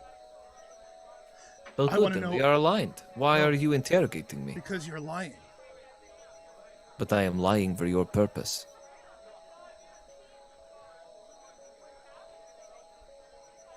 No. No. You're trying to confuse me. That's not for my purpose. You're trying to confuse me.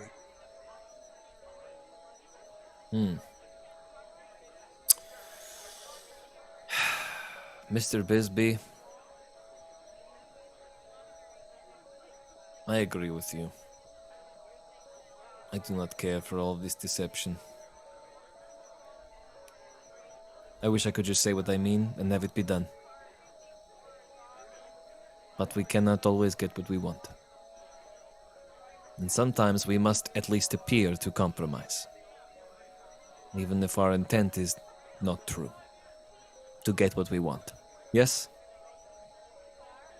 By compromising with Joey and giving her support, I take her out of the corner to be more easily tucked down. Oh, you don't know her. I know her quite well. You don't know her at all.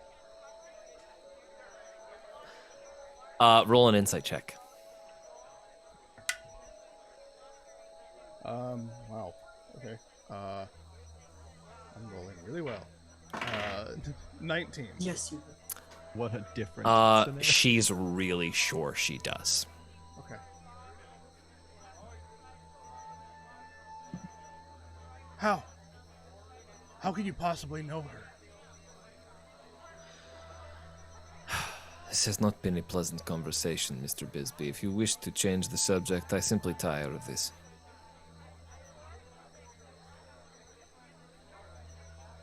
That's not an answer. That's not an answer. I am through with answers, and I owe you nothing. If you do not want tea and pleasant conversation, we are done here, and kindly move on. If I don't get an answer, Joey is coming and you're not. And I want to insight check the reaction to that. Go ahead. Okay. Not a good. 10.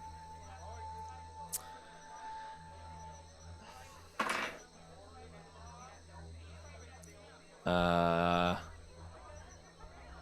10 on the insight? Mm-hmm. She just goes dead-eyed. And looks at you, and what you read from her eyes, and mind you, you're rolling on an insight check 10. Mm-hmm. Yeah. But what, like, the sentence you pick up from her eyes is, pick up your fucking crossbow and point it at me then. And make me do what it, like, you just get, like, challenge. Mm-hmm.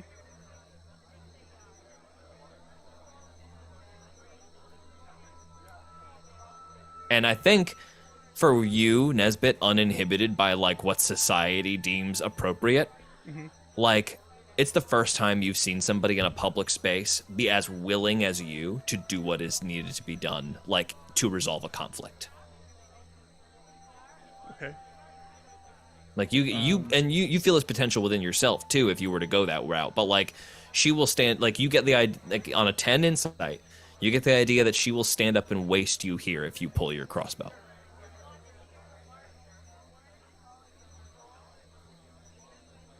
And there's some desperation attached to that.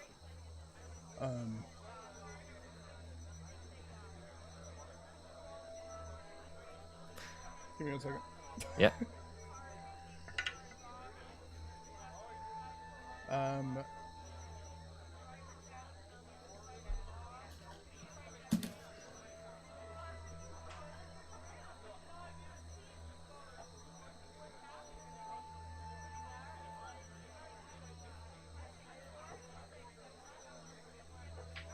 think. Oh God. That's really what I read from her. No, I'm Yeah. just saying that's what I read from her. Okay. Yeah. Do you want to think about it for a second? I mean, yeah. I need to think about it. Let's cut over First to 1 Akana second. and Joey. I do. What are you guys doing? I have a question, George. Mm-hmm. Since Joey's going to the bathroom, Jackie in real life also very much has to use the bathroom. Could I? Let's take a break right here. That's perfect timing. All right, we'll be back in 6 or 7 minutes, folks. Okay.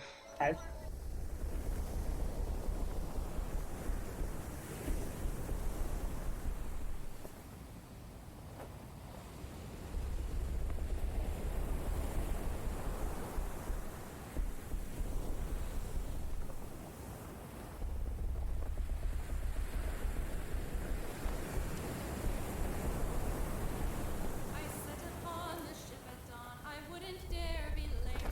Abilities were checked to see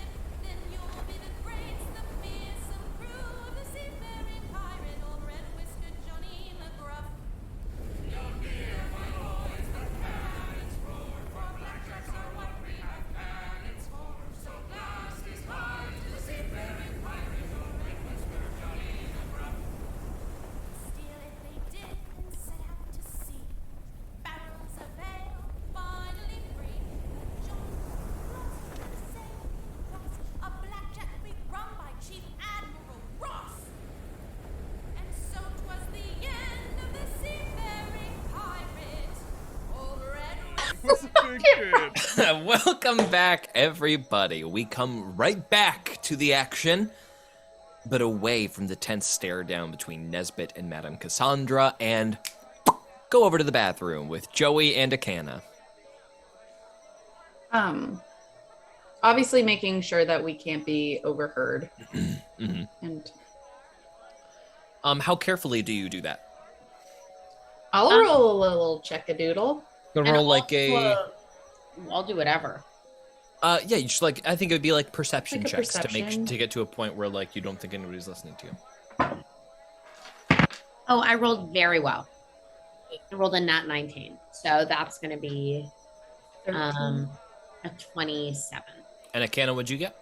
13. So 13. cumulative 40. So Akana like stops you, Joey, and you get the vibe like she's being very obvious about like, I don't want anybody to like hear it, because you know Akana is not particularly subtle. You know, she's by far the tallest person in the bathroom, and she just like, it's like, hey, we gotta talk. You know, like comes over to you and kind of like starts talking to you quiet, and you immediately see everybody go like, what the fuck is happening over here? And you just grab her, pull her out of the bathroom, and go to a small corner, pull a velvet curtain meant only for staff, and you have like a sound dampened area where you're That's great.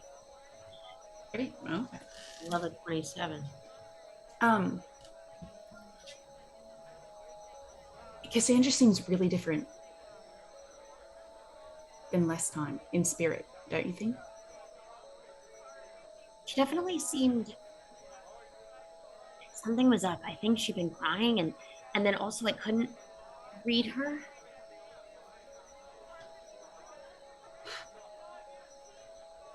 I just wanted to, like, not discourage you from having tea with her. Absolutely. I think more information would be good, but I'm very curious as to her motives, but also, given what's happened to me recently, and being more in tune with who I am and what I do and what I represent, a deity shouldn't force its followers to make sacrifices they don't want to. What if it's not the deity? What if it's the thing she responds to underneath the deity? Even more reason to question it. Joey Why did they knows, follow her in and the first Joey's place? already been thinking a lot of this, but she hasn't she's not giving it away to Kano either. Akana. It's Well, can I roll an insight check? You guys can roll insight check and deception check against I have each a other. pretty high deception. Yes, okay. 16.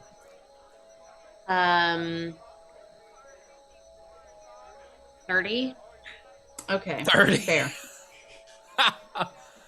Oh man. Fair. But I did want to ask. How Joey's not lying for a reason. I'll just tell you guys this for free. She's just trying to figure it out herself and doesn't want any of it influenced by. Yeah. I noticed you've been reading your book less. How are you feeling about it? Just because you're finished with the readings doesn't mean you stop learning. That could be a sentence, I say. I don't know. I don't know, but I am worried about Cassandra, and I want to get to the bottom of this. And it's not fair that I have to stay behind while you guys all get to go. Okay, look. Logistically, this is the safest place for you and also for Sven. Someone's got to stay with Sven because we can't have them knowing what he can do. I don't really want to play that card just yet. If it's for Sven. But I want to know what's up with Cassandra. I'm going to get to the bottom of it. I'm going to investigate. Yes, you're very good at that. Just be safe and be careful. I don't really trust her intentions when it comes to you. She kind of looks like you like a prize. I don't like that. Akana?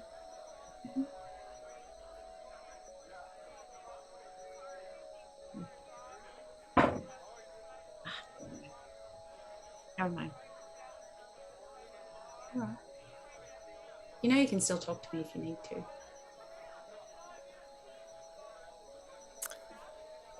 Joey, do you head out? Yeah. You walk out of the bathroom, past the curtained area, start walking across the lawn to where Madame Cassandra had told you to go, and you see Nesbit and Madame Cassandra just mad dogging each other in this courtyard. Just absolutely, like, just it everything else around them is casual, milling about. No one has caught on. It is business as usual in the camp. But as soon as you like pull up on these two, it is like their fingers are twitching. Joey just puts on her biggest smiley face and comes in and is like, "Hey, how you guys doing? Nesbit, great to see you. I didn't realize you'd be joining us for tea." Do you break Nesbit or no? If Joey's... Joey stands in the middle. Yeah, if Joey is there. Okay, you go in the middle. Madame Cassandra gently sits up. Joey, how are you? I'm all right, thank you. How are you? We're gonna cut away from this for a moment. Oh. Zaza, what are you doing right now? Didn't you say you had something to talk to me about? Do you want to go up to Curtis and get some details? Yeah, sure. Okay.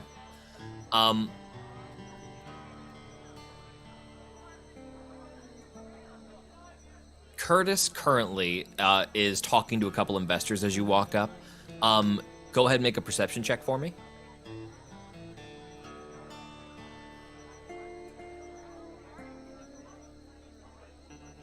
Nat 20. Okay. You catch this snippet come out of Curtis's mouth. Let's go.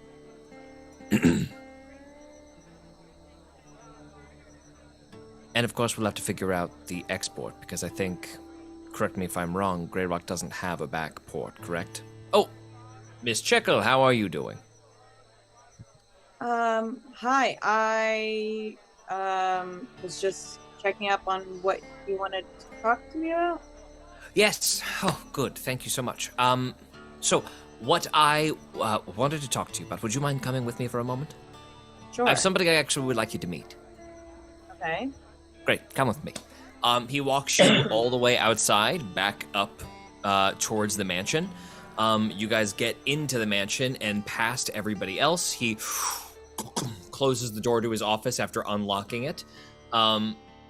Sitting in a chair is a rugged-looking bear in a clear, like, pirate outfit. Gets up, 1 foot clearly on a peg, turns around to you. Is this the one you were talking about? Yes, this is Zaza Checo. Zaza, would you care to, introduce yourself to the man? Yeah, hi. I'm Zaza. The bear looks at Curtis, and Curtis looks back at you, and he goes, "You don't know who this is?" What? Me? No. Can I roll some kind of history check? Go ahead and make a history check, yeah.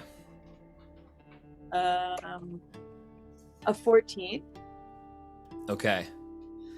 On a 14, you don't know who this guy is. Okay. And as Curtis goes to, like, tell you, he goes, No. I prefer it this way. Come on, take a seat.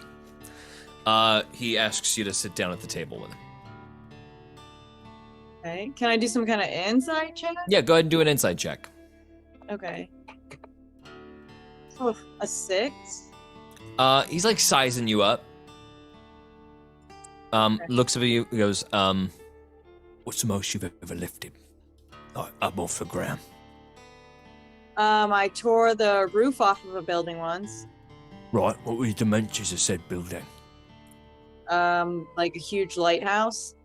Oh, a lighthouse, all right. Yeah. What's the most you've benched? How much have I? Yeah. Myself ever lifted? How much have I ever lifted? There's only a song about it, lass. Song? I once lifted. I can't believe I get to tell the story to somebody who ain't heard it. I once lifted on my own back an Emporian galleon right out the water. You believe that? Drag the thing down the beachhead myself. Well, why'd you do that? Bit of a practical joke, really. Bunch of blackjacks show up on the beach. No ship! Just did it all on myself. Pulled it out to the sea barge and off we sailed. Cool. Anyway, I'm looking for someone who likes strength, like mind. I'm told you and I might have a common destination and figured we might be able to work together on the way. Yeah, maybe. What'd you say your name was? I didn't, and I won't yet. I got me a little island up northeast. You ever heard of it? I'm from Masangu. Oh yeah, another islander, not like me. I'm a little bit more freeform. A little bit less governmental reach as of yet. Little place called Dinner Cruise. You heard of it? Have I heard of this? Roll a history check. 15. Denna Cruz is a small pirate haven island up on the northeast corner of the map. It is not named on Emporian maps. It is simply called Territory of Her Majesty. But people know it as Denna Cruz. Pirates have completely taken over the island for their own. Basically formed their own little pirate government of just like, come here, you're safe, drink and stay, you're good. Pirates defend the island because it is in their interest to have a safe haven. So it is sort of like a grand truce as well whenever pirates end up there. Okay. Roll another history check for me. Okay. Come on. Let's do this. 11. Okay. A name comes to mind in association with Denna Cruz, which is Dugan. Can you remind me? Do I? You can just say that name out loud if you've. Dugan. Oh, Dugan? Dugan? Right, so you have heard of me. Dugan? The Dugans were the family that started the pirate rule over Denna Cruz. There's no official hierarchy in the Pirates of Emporia, but amongst pirates, this guy is a prince. Okay. Huh. Well, This is you immediately get a vibe. This is like a dangerous pirate captain. okay, but my like skull is like literally showing on my face. So. Right. So that's why, and you're getting a vibe like Curtis is like backed up against the wall, and this guy does not fear you, but he sees you have no fear for him. Yeah, yeah. And he's just like, that is something I like want to work with. It's a similar thing you saw in Bonnie Tinder when you nat 20 the intimidation of just like, this person's not afraid of me. That means I can work with this person. Okay, cool. Well, it's nice to meet you. I'm not sure how I can be helpful. Well, you see, you're from Masangu, yeah? Yeah. Just so happens I've got business on Masangu, and it might behoove us to go ahead and knock out a couple of blackjack outposts along the way for a motivated and capable person of interest. Might have been, tales of of a strong hyena woman roaming Emporia might have reached my ears. Someone to say, even made Boris Niall shit himself. Yeah, I did. Right, well, that's what I'm interested in. Little of that could go a long way. I'm here to offer you a trial run on my crew. First mate position's open. Are you interested? You said you're going to Masangu? Going to Masangu, have to pick a little something I left there before the Blackjacks decided to occupy. Once I've got my property and we've done a decent amount of damage, what for everyone living there and all that, we can sort off back to dinner cruise and you can go your separate way or you can make your position more permanent. I guess I heard that it was all burned down. How is there something? Well, you can't burn down the entire island. What are you talking about? There's still stuff standing. That's just a bunch of naysayers who thinks the fight's already lost. Many would say it's still going as we speak. Can she look at Curtis to see if like this is something like she literally has to do or if she has a choice? Oh, this is Curtis looks at you and is like, your call, dude. This is like a he is looking to see if you want to do it. If not, this guy is already going to do this job, supposedly in tandem with Curtis. But Curtis is not the one who recommended you for this job. Okay. This was like this guy requested to meet you. I guess this is like she hasn't really had she had a reason to go back and then she didn't have a reason to go back and now she has a reason to go back again. Mm-hmm. So I think she's gonna just put out her hand to shake on it. You shake hands with this captain. Love to hear it. We depart in a couple of weeks.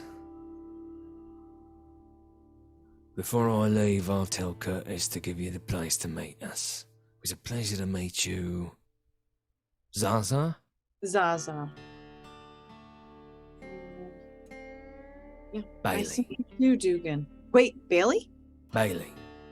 Bailey Dugan. Cool. And he just gives you a nod.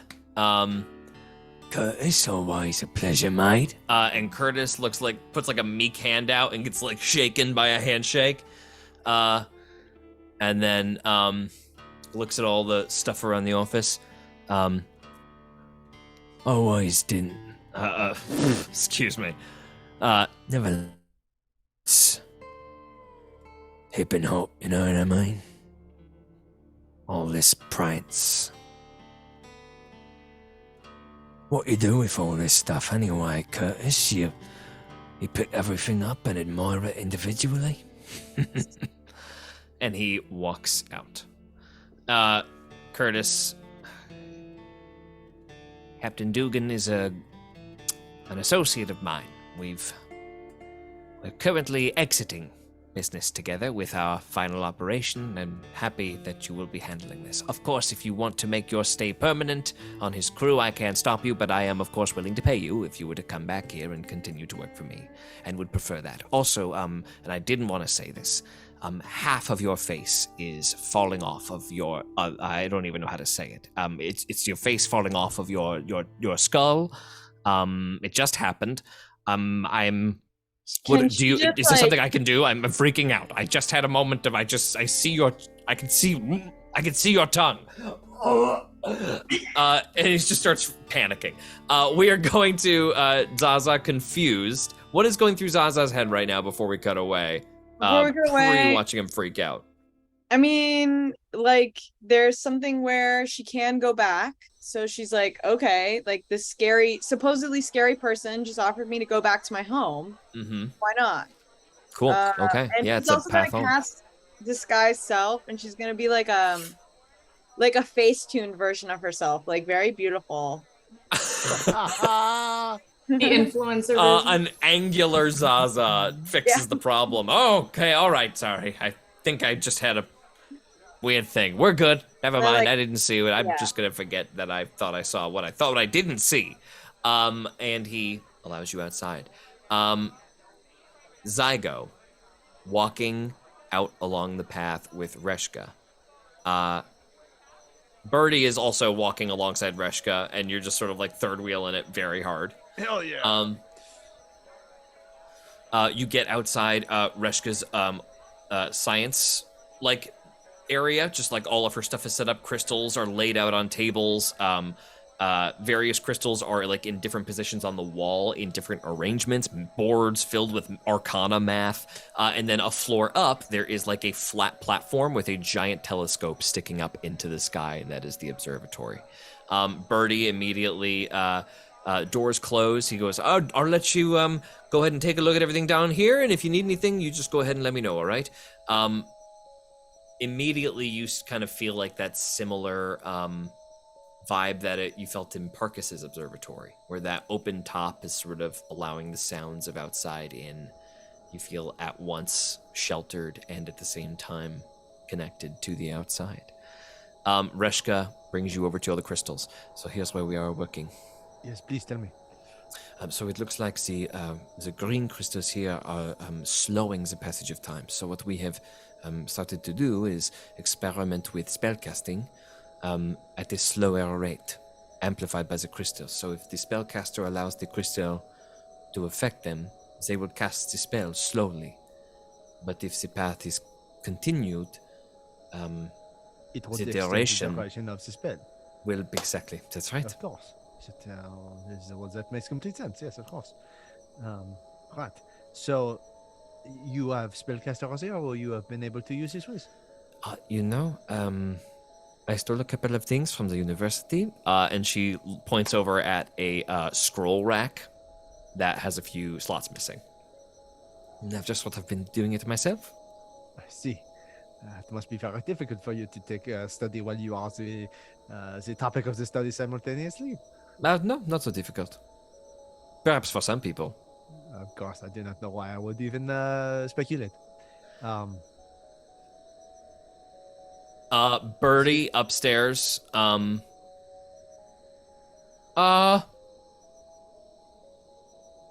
hog. Reshka, darling? Reshka. What is it? I think there are two. I think there's a second one behind the first one. And he just like panics. I have to go tell Curtis. I'll be back in a bit. All right. And he darts out, and Reshka just looks defeated.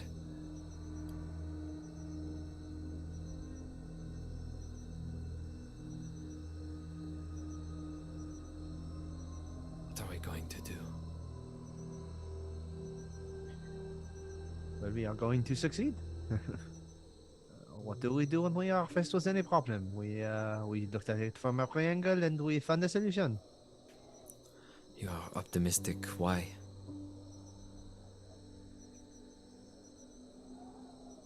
Because the greatest mind I have ever known has been put to this task. What do I have not to be optimistic about?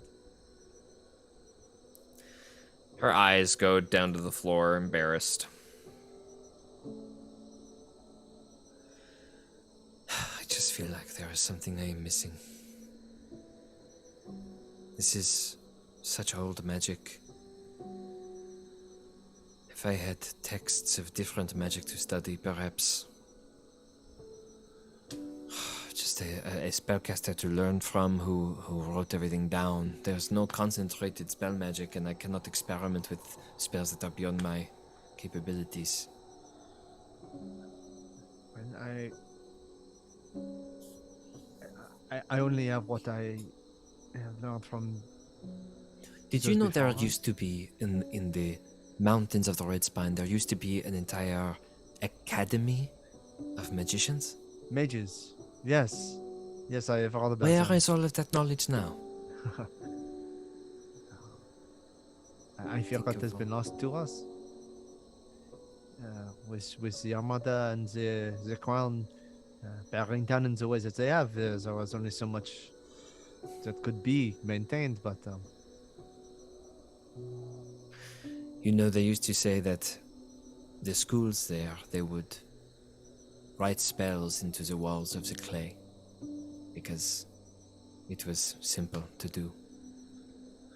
There was always learning everywhere. There were monuments where hidden knowledge was kept, but after that great flood, all that rain, all that knowledge washed away. we were in the Ratsman recently. I did find something of that nature, so I'm sure not of the. Yeah, look. And Zygo will reproduce the. He took a clay sheet with the inscribed celestial spells that he had taken the pictures of when he was in the cave. With where Scope's the Cave. owl had been in Scope's Cave. This is old magic, even older than what I can wrap my head around. But and this is summoning magic. This is Psycho. Psycho, you are brilliant. Summoning magic. Conjuration. She runs over to a couple of crystals, rearranges them. I can create a circle. on the moon A teleportation circle here. that we could use as an anchor point to use to the other ones, and that would need to be what is extended, right? Right. And as long as there was somebody on this side to operate it, people could supposedly come back with only the expenditure of time. It is not a long-term solution for what he wants, mass production, but No, in certainly terms of not. But getting just to get a samples, group there. this is it. That could work. I would need to establish a place, but that could be... Does it need to be something that you have? A place that you have seen, a place that you are able to identify, or It or looks just- like if I'm reading this, it is a place that we have seen, but we can get Is that a clear what I was picture. thinking? We could get an accurate representation. Psycho, Okay. this is it. This is how we get onto Loon's surface. See, you had the answers already. I'm going to take these and study them for a moment. Do you want to join me? Until I have to go, yes, of course. All right, come. And she goes to a table with you. You spread all of these of Scope's pictures out, and you study them together for a time. Right. Cutting back outside to the tense exchange with Madame Cassandra. Joey, so sorry. Mr. Bisbee and I were just talking. Yeah, that's what it looked like. I was just about to ask a question, but have good tea, Joey. Joey tries to, with her eyes, say to Nesbit, like, it's okay, I've got this under control. She, like, tries to, like, open up, like, reverse deception check. Mm-hmm. I mean, Nesbit doesn't Performance. need. I mean, I'll say, regardless, Nesbit already believes that, Mm-hmm. and so is fine to leave it. There was as Joey was coming up, Nesbit had made his decision about what he was going to do, and he was about to ask a question, but then stifles it. Mm-hmm.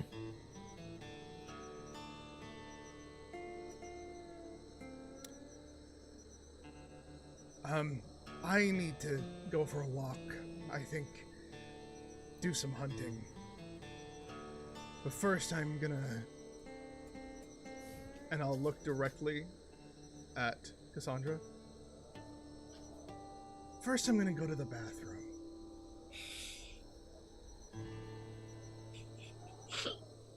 And then Nesbit will start walking off.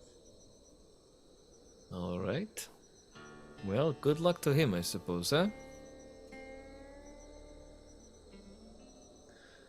Come, take a seat. Tea? pours yourself some. Joey's gonna insight check this tea before she drinks it. Yeah, go ahead. 6. Madam Cassandra confidently pours you tea, and pours herself tea as well, and picks it up and drinks it. Right. And Joey will do the same. Okay. Joey, you feel warmth go down your gullet, and you just feel like a confidence, comfort. You are now under the spell Bless Oh. for the next Interesting. hour. It's nice tea. Get a little, my heart stopped when you said you're now under the spell. I was like, Yeah. She takes a sip for herself as well. How have you been holding up? it's been tough. Mm-hmm. Tell me about it. What is... I see you have made some progress in your studies. And she points at the tattoo on your arm and points at hers, which is like a little further up her forearm. Do you call on it often? Yeah. All the time. And Joey kind of instinctively sort of covers the tattoo, but is trying to perform well. I could not reach you on the road. I'm sorry. I tried to reach out many times, but you had disappeared from my sight. Oh, I don't know what that was. roll a deception check.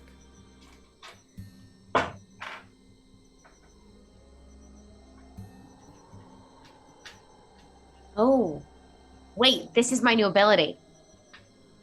If it's below, if I have proficiency, if it's below a 10, if it's a 9 or below, then I take a 10, right? Cool. Reliable talent. 23. 23? Mm-hmm. Oh, good. All right. You feel yourself very confidently lying, like an adult. I think Joey, with that level up and feeling your mother like in the ring that is on your, you just feel like you've now got her aspect and her like she's behind you and you're just talking like an adult would talk to an adult and therefore lying seamlessly in your conversation. She says, of course, we'll have to, thank God I had you, or thank, Isma, I had your friend Henry to reach out to. Yes. I'm sorry about him. If he truly worshipped Isma, then he is within her great ocean. Everywhere all at once. What does that mean? Where does everyone go? What if I...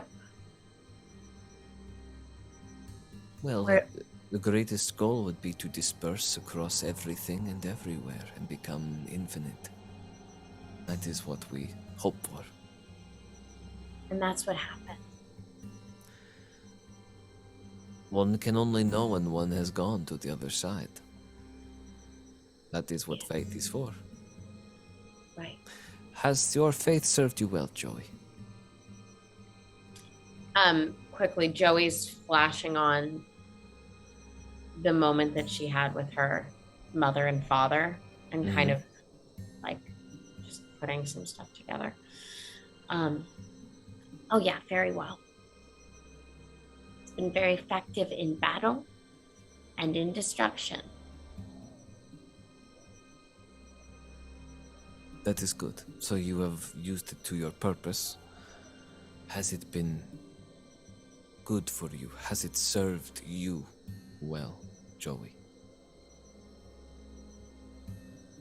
Can I do a quick insight check again on Cassandra? Because I'm just trying to. It's not very good. It's a 5. Genuine curiosity. Okay, then.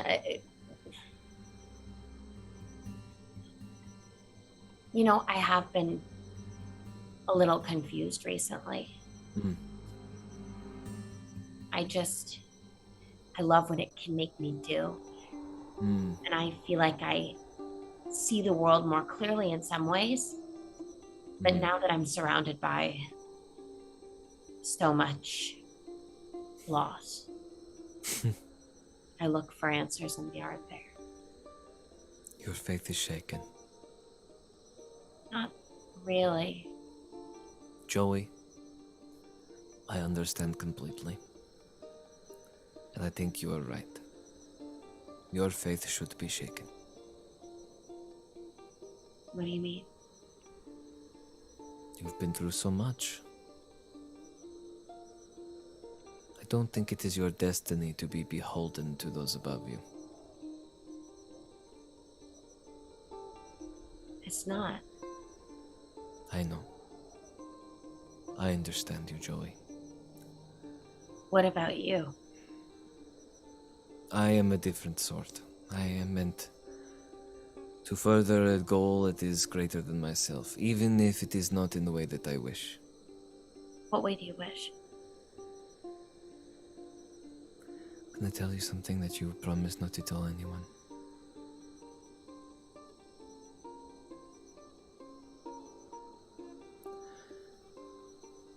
Part of me wishes for those meteors to fall and kill us all. And destroy everything. It would be the most pure, beautiful example of Isma's will. Everything destroyed in a flash. Without cruelty. Without discrimination. Was that your voice I heard in my head? You heard me then. I don't agree with that. I know you don't. And neither does Curtis Belsantium. So. It is by his grace that we are here, that we are sheltered, and this moon powder, I will admit, it is quite dangerous, and it is volatile. And if it gets out, there will be a great deal of destruction, and perhaps that destruction can be guided to be productive. And so we will go about a longer route, and try to make better this chaotic situation. Why do you work with Belsanthia? He funds our endeavors. And what are your endeavors? Well, they typically coincide with his interests. We do it for just the good of our church, to keep things motivated. You understand how it is a hard sell to achieve any sort of subsidy from Emporia for a goddess A that is not Soul, the giant burning ball in the sky without any sort of will, or just going to get upset about it, sorry. Or, you know, let alone it being a goddess of destruction. Emporia is all about civilization, building, colonization. No. That you think the destruction of everything is better than? Better. Just a quicker achievement of what will happen, and it would be a marvel to be here for it. And it seems so certain. How could this not be the time we are all obliterated? Is that truly the way of Isma? It is a way, but Isma is open to interpretation. And you simply have a different interpretation. I think there is an entire book devoted to what you are saying. What is it? You know, I cannot remember it. It is not a book I read. It is a book that I disregard. But I will do some research, and I will find it for you. Perhaps I will ask my high priestess. He's here. The tempting Ovate, he is. Come with us. He's here? Why is he here? Well, originally we thought this would be the great witness. It is sort of a waste that he is here now. We are just being paid as normal. It is all sort of a huge letdown. What does he want? Is he the one that made you cry? No. Can I insight check that? Sure. So low. 8. She just dismisses that. Well, listen, after your friends have gone on their Brickton mission, if you'd like, If you have any more questions, I can always set up a meeting with you and him. But that is entirely your call. I don't ever want to work for anyone. It would not be any sort of recruitment. It is just if you want the answers that I cannot provide. Who is he? The Tempting Ovate. He is from a colony somewhere in Gillish territory, deep beneath the ocean. I believe in the Rising Sea. He came from very, very far away, from a very cold place, up in the cold lands. And came here quite some time ago, if I am to understand. I think he is almost 100 years old. Why do you listen to him? He's incredibly wise. He's acquired this wisdom over a life of invaluable experience.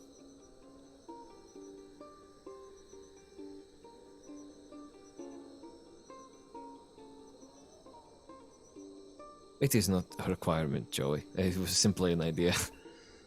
Don't worry. Why don't you want me to go to Brickton? I simply worry for your safety. Boris Niles is out there, and actually, I wanted to maybe talk to you about that. What? You want to kill him, yes? I'm going to. I can perhaps make that a bit easier. Your choice, of course. Enjoy your tea. I need to go to attend to a couple of things. Wait, how? Well, it is a spell. What spell? It is a variation on a disintegration spell. Not exactly commonly known, as it was invented by the Ovate himself. Oh, man. You just let me know. It is apparently incredibly powerful. I am told that one can simply speak the name of the target, and there is nothing they can do.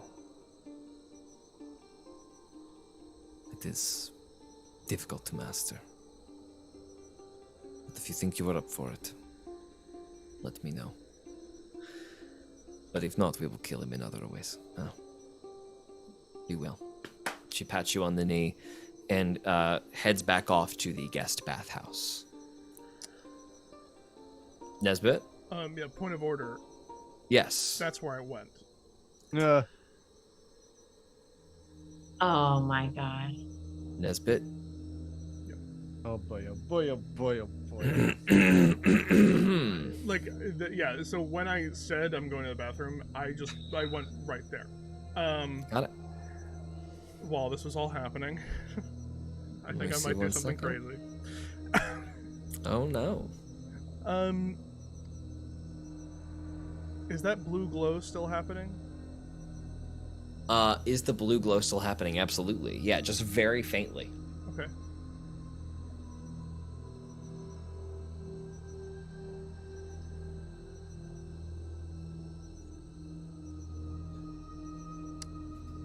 Nesbitt's not going to go straight up to the door or anything like that. He's going to keep a distance. Is anyone around? You said it was like conspicuously like no one was ever really around. You walk up to the front door. Oh, of the bathroom? Oh, sorry. Where? Yeah, I'm nobody is saying- around. Yeah, sorry, So, nobody is around. Also, the bathroom itself, by the way, just so I know. When my eye went in, is it like is the guest bathroom like there's an outdoor outside that goes into the bathroom, or was it like inside a? Inside a big building, there is a pool and a rounded pool in the corner of kind of like a big greenhouse. Okay, and that's where. It's like a pool house. Okay. And that's where they were. That's where he was. That's where Yes, he he was, was okay. in the tub.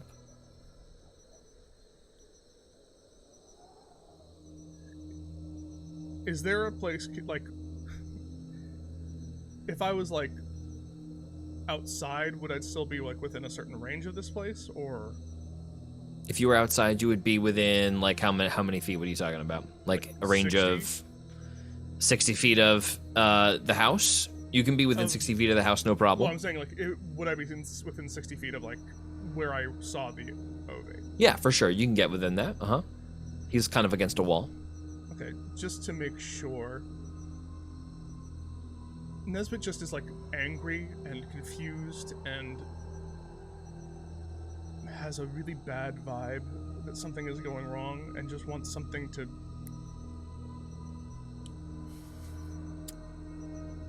be released. And let me just make sure the wording of a spell.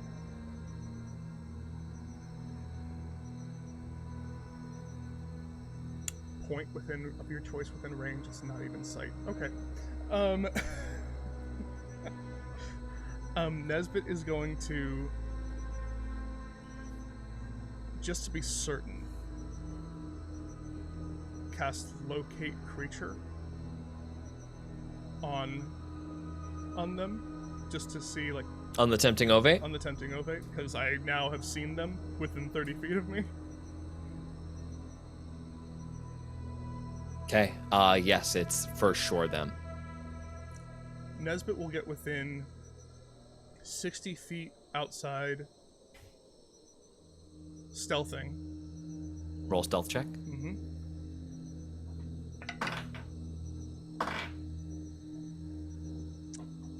That is a natural 19 for a 28. Got it. Once Nesbit's within range, Nesbit knows this is crazy, but something is telling him just to do this. Like, there's just this thing inside him. He knows he should tell other people, but he knows his time is limited. He will bonus action turn invisible.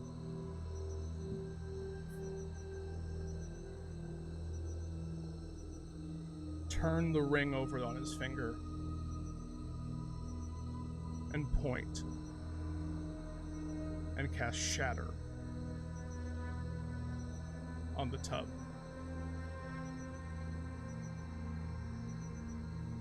Okay. I don't know why I'm doing this. Go ahead and roll your damage. Your feral animal.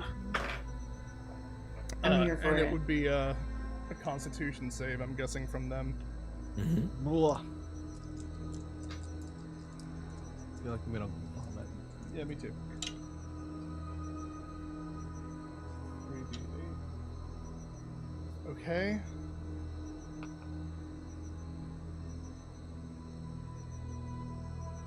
$20 points of damage. Okay.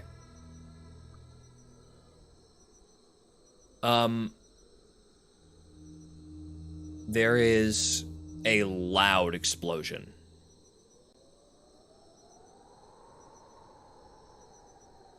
Off in the corner that stops everybody's conversations. Wood splits and sunders. Water sloshes forward as the corner of the boathouse kind of splinters apart. There is suddenly like a dust that is kicked up. You see the light flicker and turn off. People start to run over. Yeah, the second that it would have happened, Nesbit would have, I think the way that my invisibility works is that, like, until the start of my next turn, so, like, the second it, like, 6 seconds after that, before I think anyone could ever see me, I'm just going to, like,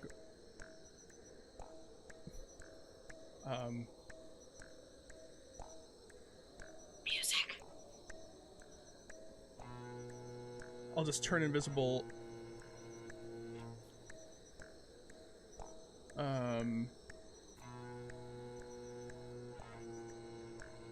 No, I will Misty Step and, like, dash away. Okay. How far away does that put you? So that would be 30, that'd be 90 feet away. Within, like, the first 6 seconds of this, after being stealthed and invisible. Okay. Let me just check spell list here. Oh boy. Stand by, squad. Woo! It's on anyone's Nuts. bingo card tonight. No, it wasn't on mine either. Hey, sometimes we all have to be Joey. Oh yeah. I haven't done it. So I was 60 feet away from the house, and now I'm 90 feet away. And you from it. and you're invisible. No, I'm not. At the after your turn, you're not invisible anymore. Yeah, because I Misty Step instead of going invisible to get distance. The gamble. Roger that. But I'm now like 60 plus 90. I'm like 150 feet away. Okay, 150 feet away. 150 feet away. And I don't know how I could be visible. You are out of there. Disappearing back. People just like start running towards the boathouse looking for the explosion. And then somebody looks in and says, "Somebody go get a doctor!" And people start rushing towards the room. And eventually they pull out the tempting ovate, who is lying there like dazed. A anglerfish person just sort of gets pulled out, and he immediately when somebody tries to get him, he shakes them off and knocks everybody back with a concussive blast.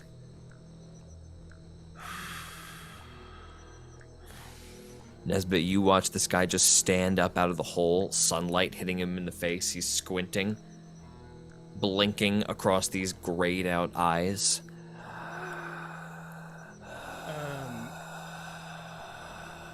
I'm going to. Is it still? Am I able to do anything? You can, yeah.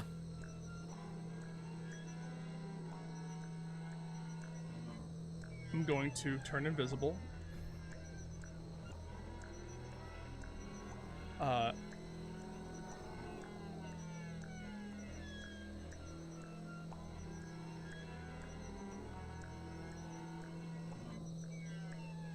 don't know what I'm doing. I'm gonna turn invisible and try to shoot the angler. Okay, roll an attack with advantage. I'll sharpshooter it.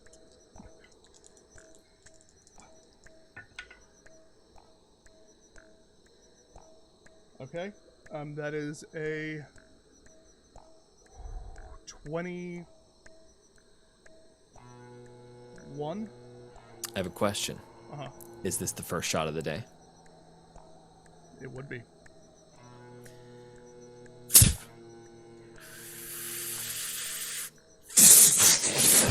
Vines stretch out and wrap him up. It's a strength saving throw? Yeah. What's the DC? I think it's just a straight DC from the weapon, right? Not mine. Yeah, from the weapon, 16. Right? He fails. Oh my god.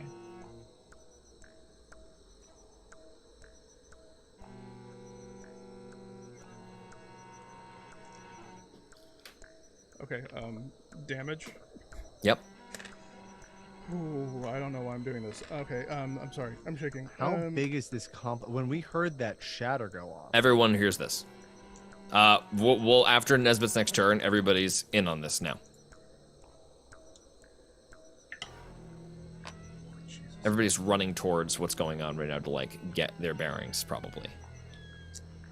But since Zaza's so fast, can she do some kind of like? Can she like get there first and do some kind of damage control? In a second, Nesbit, go ahead and roll your damage. 23 points of damage. Okay, 23 points of damage. Got it. Hits him, falls back into the boathouse. Or pool house, excuse me. Do you mean bathroom? I mean Didn't you say bathhouse like and pool house. I mean like it's baths and a pool.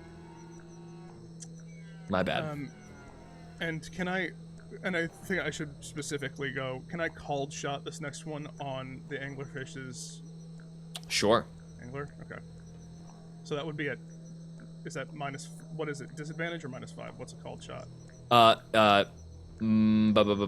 believe it is -5. And you do half damage. Cool. But you accomplish something that you're trying to accomplish, which in this case would be to shoot the angler. Okay.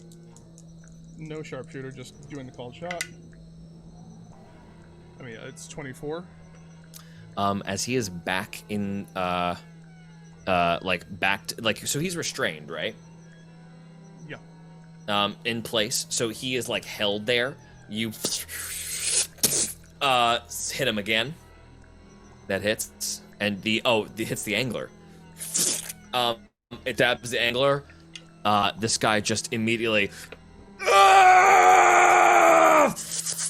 It goes out. And hits the ground and begins to wail.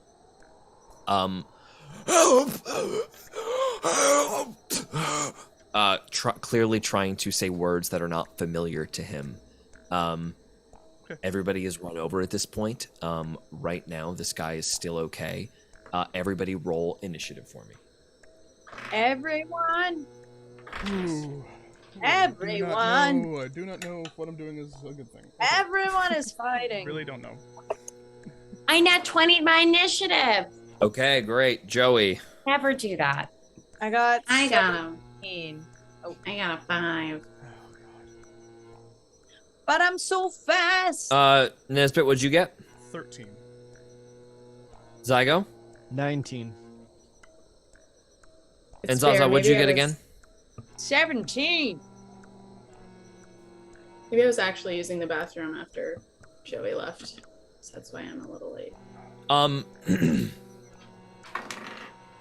Ooh. Joey, it is you first. You have an extra action on your turn. All of you reach the center point after you run back from the T area or wherever, like from Reshka's, you were on your way back. All of you just sort of like casually hear this as you're on your way back to that center point and immediately start booking for it. First, it is Joey. Seeing Nesbit, you are invisible. You described to me exactly what I'm saying. I don't. Really so 4 buildings in the middle of a field. The center one was where the meeting was held. The others are staff houses and guest houses. In the staff pool house, in the guest pool house, where the guests go to leisurely swim or take a bath, etc., that is where the tempting ovate was being kept. Nesbit, from outside, exploded the back where he was, then began to fire inside, and Nesbit has now backed up kind of away around the corner of a faraway building, turning invisible, etc., and just reloading a crossbow, and you see the tempting ovate wrapped in Nesbit's vines, screaming for mercy. Oh, no. And Nesbit is nowhere to be found, but his vines are wrapped around this guy.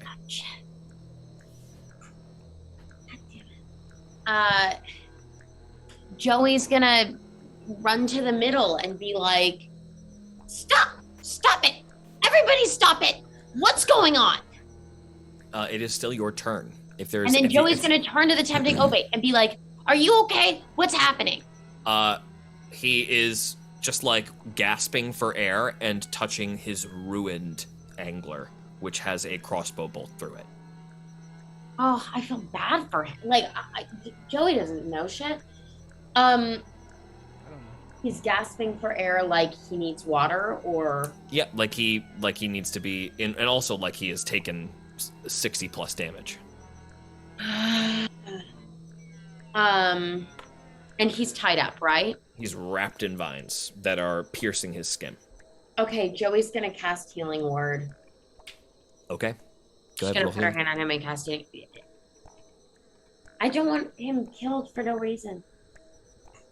7. Okay, not a lot. Okay. 7 HP. He, as you heal him, reaching out, he grabs your hand.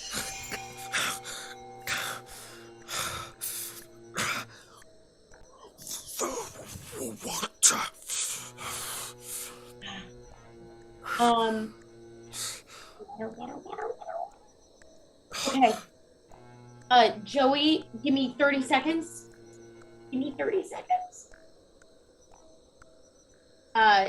Joey is going to cast, where is it? I know I had a create or destroy water. Remember when I saved Zygo with it? There's also a pool house full of water next to you. Oh, okay. I can just do that. Yeah. Makes much more sense. Joey's gonna.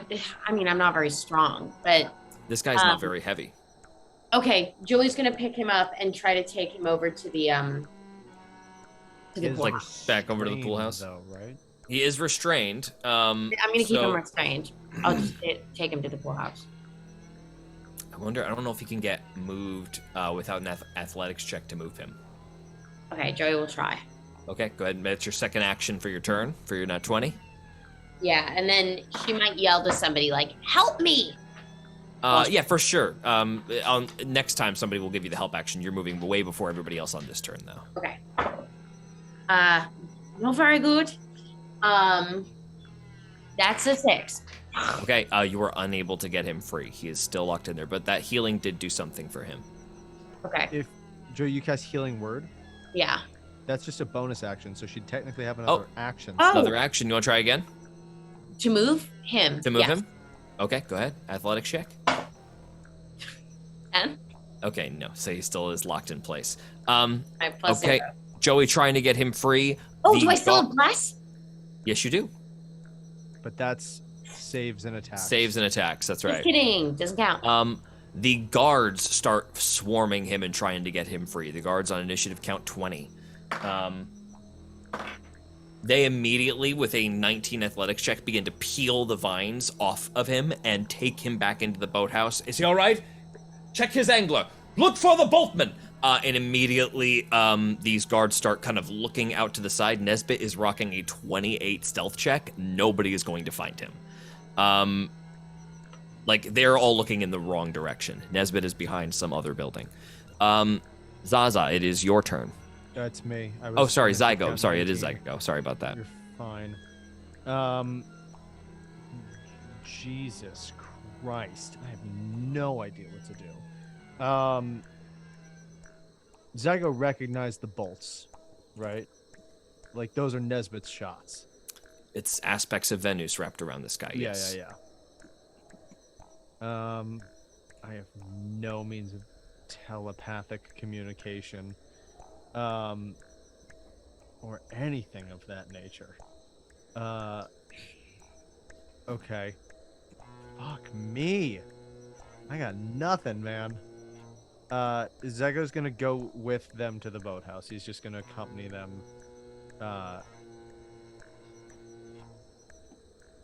And that's it for his turn. I don't know what else he's gonna do. Okay. Zygo stands by as well. You're present there. Zaza, what about you? Can I like run so fast and get there? You run so fast and get there, I think. Yes. I think you can take a dash action, run all the way down the hill, and just roadrunner your way down. You get there at the end of your turn. You see what's going on there. Oh, and wait. So then what do I see? Who's there? Oh, I guess you're running 110. Okay, yeah. So you get there after having used your dash action. You have a bonus action while you're there. You see everything that we've already been talking about. All is available. So just them, but the people aren't there yet, right? The guards are here. The guards they are moved? already here. They moved before you. Oh, fuck. Mhm. Okay. So I'm just chilling, you know. Okay. You just get there. I can't do a bonus action to help No. no. What are you trying to help with? lift, right? That's what Joey was trying to do? They already got him out of the vines, Oh, and they've got him back in the sorry. pool house with water. So don't worry about that. Yeah. But you reach there with your just kind of like are there to have like your presence known. You're looking around. You do see the vines wrapped like kind of have been discarded. They're not wrapped around him anymore. They're like on the ground, and they're already beginning to kind of like shrivel. Okay, so I know that's Nesbit. If you've seen that before, yes, you would probably recognize that. Nesbit, hidden with a 28 stealth check. Are you still invisible? At the start of my turn, I'm not. Okay, got it. Just checking. We're gonna say you've got cover now. Yeah.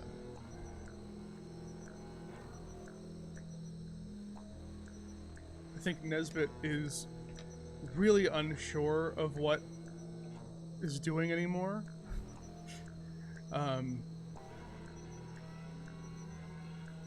And so Nesbit is going to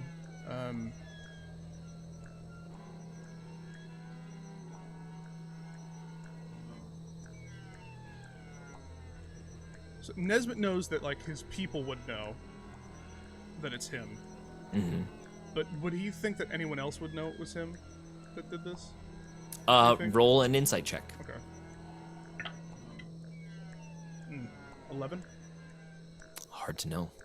Nesbit's just going to... Probably not.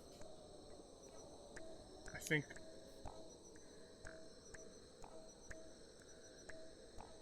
turn invisible.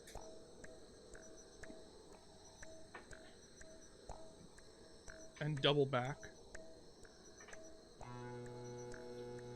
To try and...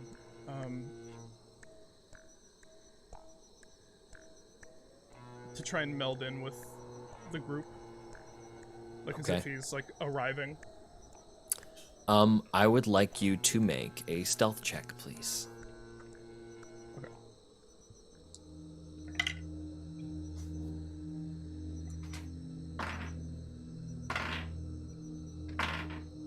Um, 23. 23. Nesbit disappears and walks casually back into line, but Nesbit, I would like you just to make a deception check for me. This will be fun. Madame Cassandra runs onto the scene. Nesbit? Deception? Deception. When did that become +3? We just leveled up. It's a new. I know. Versus minus. That's a dirty 20. Madame Cassandra is running into the pool house to attend to the tempting ovate. As she does, you feel Venus writhe within your crossbow, and the vines that were on the ground wither and die and sink back into the soil quickly. You hear a voice rumble as nobody notices that you are staring wide-eyed and kind of shocked and running on adrenaline. You're riding the, sort of like the roller coaster high of being outright challenged in public, and then you going and doing something about it, and it not going entirely to plan. Calm yourself. A hunt is often long, and when the first bolt lands, a tracker is patient.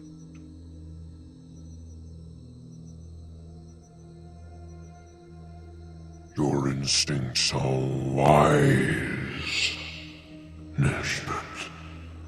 Look above you. Gaze upon the sorcerer's spell. Still intact. What does that mean? Were those the wails of a creature with shattered concentration? No. It is a deception, a feigning of weakness, Nesbit. Your bolt lands true, and we will have our shot again. Your hunt is just this, I know. Nesbit takes a moment, almost not sure to trust Venus, but then looks over and sees Akana. So in his head, you're a part of her. And then just steels himself.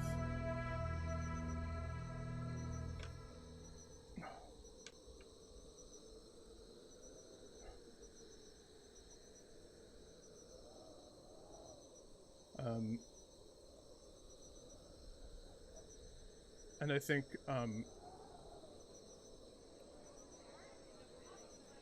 yeah, just kind of moves forward into it.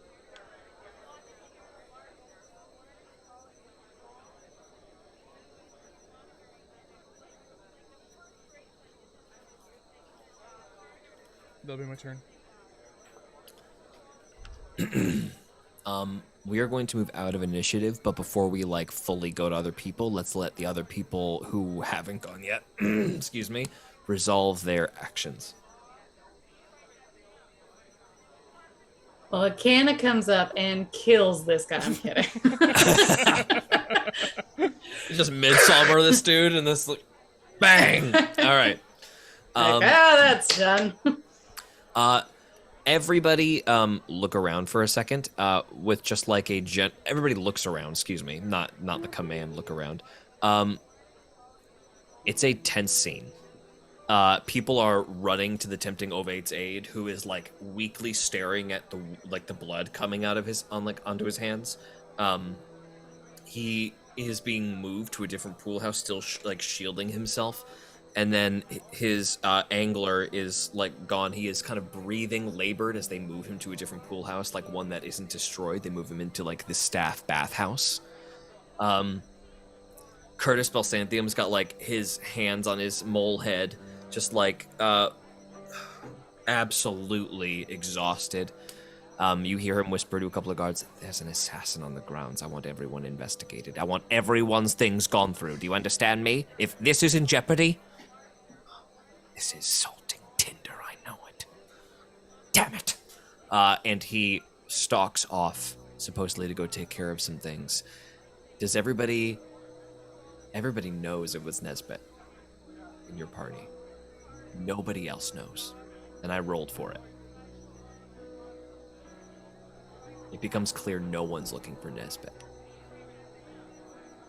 After about an hour, instead of just you guys like kind of like doing damage control, making sure no one can track it back to Nesbit, assuming like you guys are like sticking by Nesbit on this, just trying to cover his ass. Yes. Confused, but yes. Confused for now. You're in a very tense situation. Doesn't do anybody any good to blow it up. Yeah. There is a moment a shout goes up, and then there are some shots.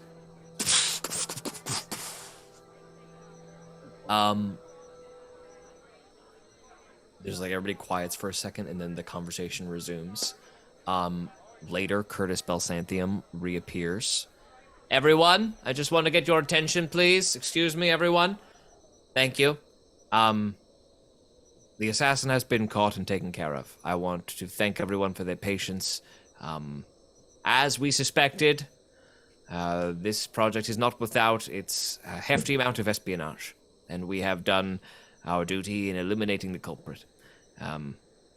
Everyone was familiar with Commander Gary and our other commander, Commander Thompson. Commander Thompson was a false name. He was an operative from the Tinder estate. So, he has been dealt with in the traditional way. And that's that. When you say the traditional way, do you mean... I mean, we're outside of Brickton. Not in the Emerald Coast. Tradition dictated by location in this case. Yes. Right. Very good. Everyone, back to business. We are going to remain on schedule. I want the convoy out in 30 minutes. We're leaving early. Excuse me? What? Who was the assassin? Oh, it was our commander. The other commander who we assumed upon hiring would be a boon to us all with a fantastic resume that I probably should have realized was false in the first place. All right. Gear up, three of you. Nesbit, you all right? Good. Cano. Yeah, it starts. Yeah, moves on. Hey George, can I roll? I would like for people's reaction when they saw the tempting ovate. Like, is it common knowledge that he is there? Are people okay with him being there? Is he like You do hear some whisperings of like, who was that guy? You're like, I've never seen a Gillish folk so far inland. A couple of whispers, and then a couple of them are like, they'll never be able to keep a religious delegate here for long without the pressure being on. You think they're not sending an entire blackjack battalion after us right now? Just a couple little things, but nobody knows like anything about this guy. Okay. Okay, thank you. No, there's no real fear of him. Okay.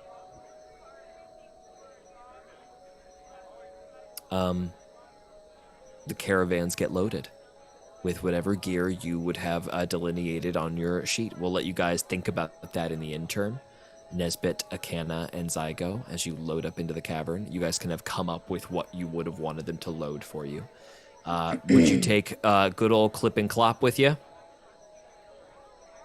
Or would you just go with whatever standard creatures they give you? Maybe standard creatures, and we can leave Clip and Clop for Natasha and... Roger that. Yeah. Clip and Clop will stay stabled. You guys will just get like a couple of lean hoppers are going to be kind Honestly, of... probably better for quiet anyways. Yeah. You guys will begin to head out down the road as the Cloppers go off down the mountainside. Before we leave, Akana just pulls Joey aside and says, "Look, It's on its way to pick you up. Oh, it's on its way to pick you up. Okay. Yeah, coming down the mountain to pick you up. Sorry. Okay, let me know when.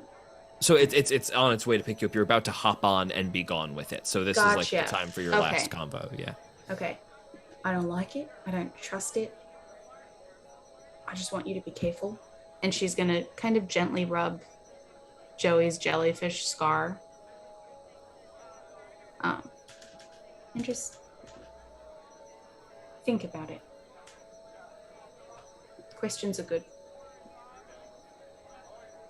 I think Nesbit, who has been very silent, has been giving knowing looks, will come up to Joey and kind of knowingly give a look of like offering a hug, but like knowing like this is a secret hug, like eyes. We'll go in for the hug and just go, I don't know what came over me. It's okay, but I think we need to talk about stuff like this first.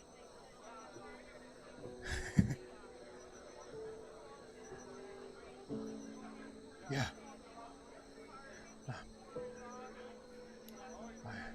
I'll never say anything to you about that kind of stuff again. But whoever they are, they're not a god. They're not a supreme being.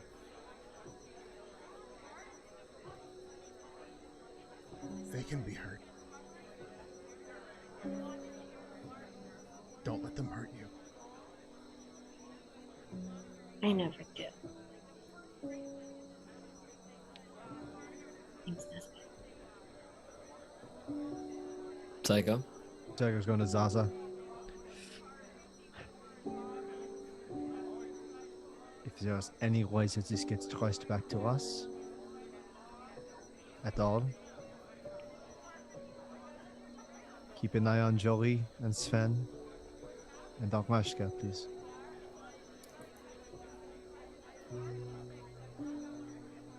And she pats him on the shoulder. Good luck. You too. Carriage comes alongside all of you. You all hitch up into it. And soon, you are all trundling away down the path back to Brickton. Before we end tonight, I just want to spotlight for a moment on both of the two splitting party right now, both the two spots. On the caravan, walking away from Brickton, as everybody's fading into the distance. Nesbit, where are you on the carriage and what is going through your head? Well, I think he's just used to being like on the front of the carriage. Uh-huh. I don't know who's driving, and is Cassandra with us in the carriage, or just so I know? Yeah. Madam right. Cassandra is no longer accompanying you. Madam Cassandra pulls out last second. Balsanthe was like, "You're going to have to work it out on your own. She is here to tend to the tempting ovate, unfortunately." Okay. After the assassination attempt. Nesbit. Struck me that you use crossbows. Yes. I just wondered if you wouldn't need some extra bolts. I had them brought here for you if you'd like to take them along.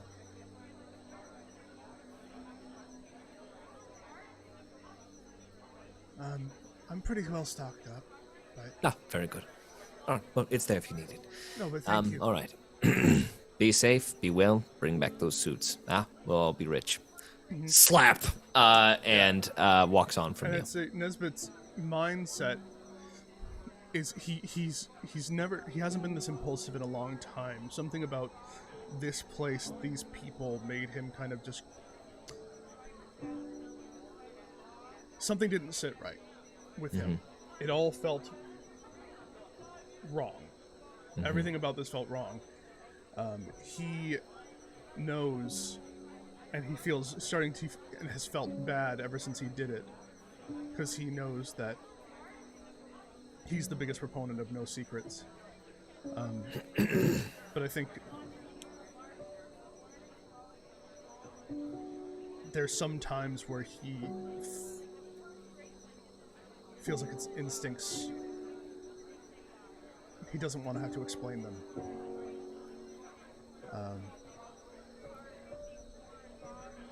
And something soothing comes over him, knowing that Cassandra isn't coming with them, and knowing that it'll be hard, whatever they have to do there, but that no one who worships Yzma will be there,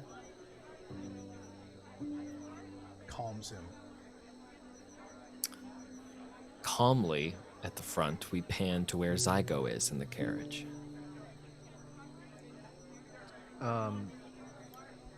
Zygo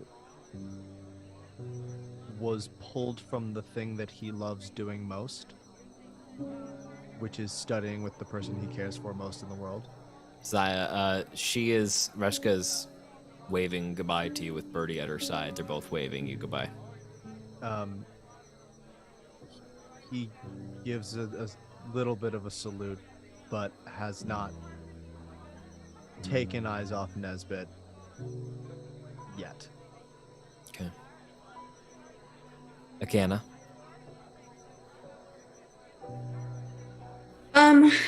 Akana will be in the back with Nesbit. Nesbit's in the front. I guess Akana is just in the back. Because I couldn't fit up there with both of them. That would be ridiculous. I'm not in front. I'm in Zygo's in the back. I'm sort of middle back. Oh. That's where I tend to be on this thing. All right. Okay. I don't know where any What's going through Akana's head in the front? Definitely concerned for Nesbit. But she also is really kind of, now that she's gotten, in a sense, her old self back. And she, is just kind of holding this letter that represents so much possibility of what could have been, and now she just has no idea. Like, she's been so caught up in where we're going and what she is now that she truly has no idea, like, what after this is going to look like for her.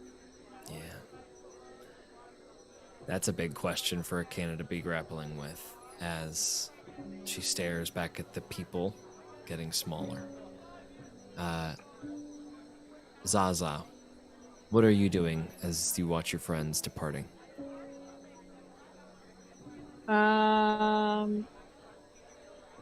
I've so much just happened. That was so, like, Zaza has no answers to that except that she saw the vines, right? Is Joey even nearby right now? Joey is probably nearby you, yeah. Okay. She'll kind of give a knowing look to Joey, right? Like sussing her out. Do you know, too? That it was Nesbit. Like you're trying to not give it like saying the. anything, but kind of be like, Yeah, Joey knows. Cool. You wanna go on a walk? Yeah. Yeah.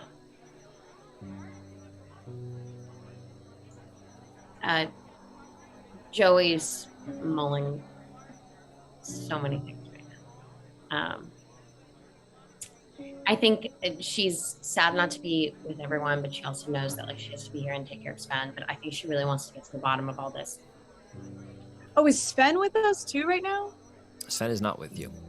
But I know he's here. He's somewhere. Yeah, he probably is like back at the room or something like that. He is, after all, a small boy. You should go meet up with Sven. Yeah, what the? But I think primarily the thing for Joey is like, this is just where her brain is at, as silly as it sounds. But she wants to follow whatever faith will allow her to stand in that meadow with her mom and dad, and doesn't know quite how to get there. And that's part of why she's so, but then also she's being offered this like temptation of a way to take care of Boris. And I think it's, she's being pulled in a couple different directions.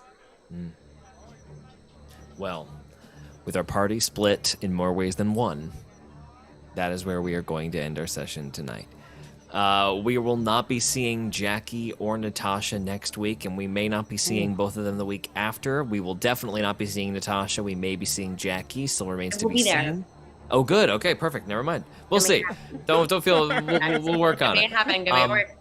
But we are hurtling towards the conclusion of the King of Tides. Thank you all for hanging out with us. Stuff's about to get very, very real and very final. So I'm very excited for you to be here with us. Let's finish it out with a bang, gang. Anybody have anything fun they want to promote? I'm gonna be in Canada. For Tree. Go watch Tree in Victoria, Canada. Amazing. And go check out Table Tips on TikTok. We just hit 100,000 followers today. It's very fun and cool. Go check it out. Hell yeah. That's awesome. Yeah, it's very awesome. Go check it out. And check out all the fun, goofy stuff I'm writing for this company. It's cool. And without anything else to say besides, check out, keep an eye out for Clustermuck episode 3 in 2 weeks, and go download Clustermuck episode 2 and 1 right now to catch up on our most current season. And check out Hero Club at heroclubpodcast.com or anywhere you download podcasts. And good night, everybody. We'll see you soon. Night, everyone. Goodbye. Goodbye.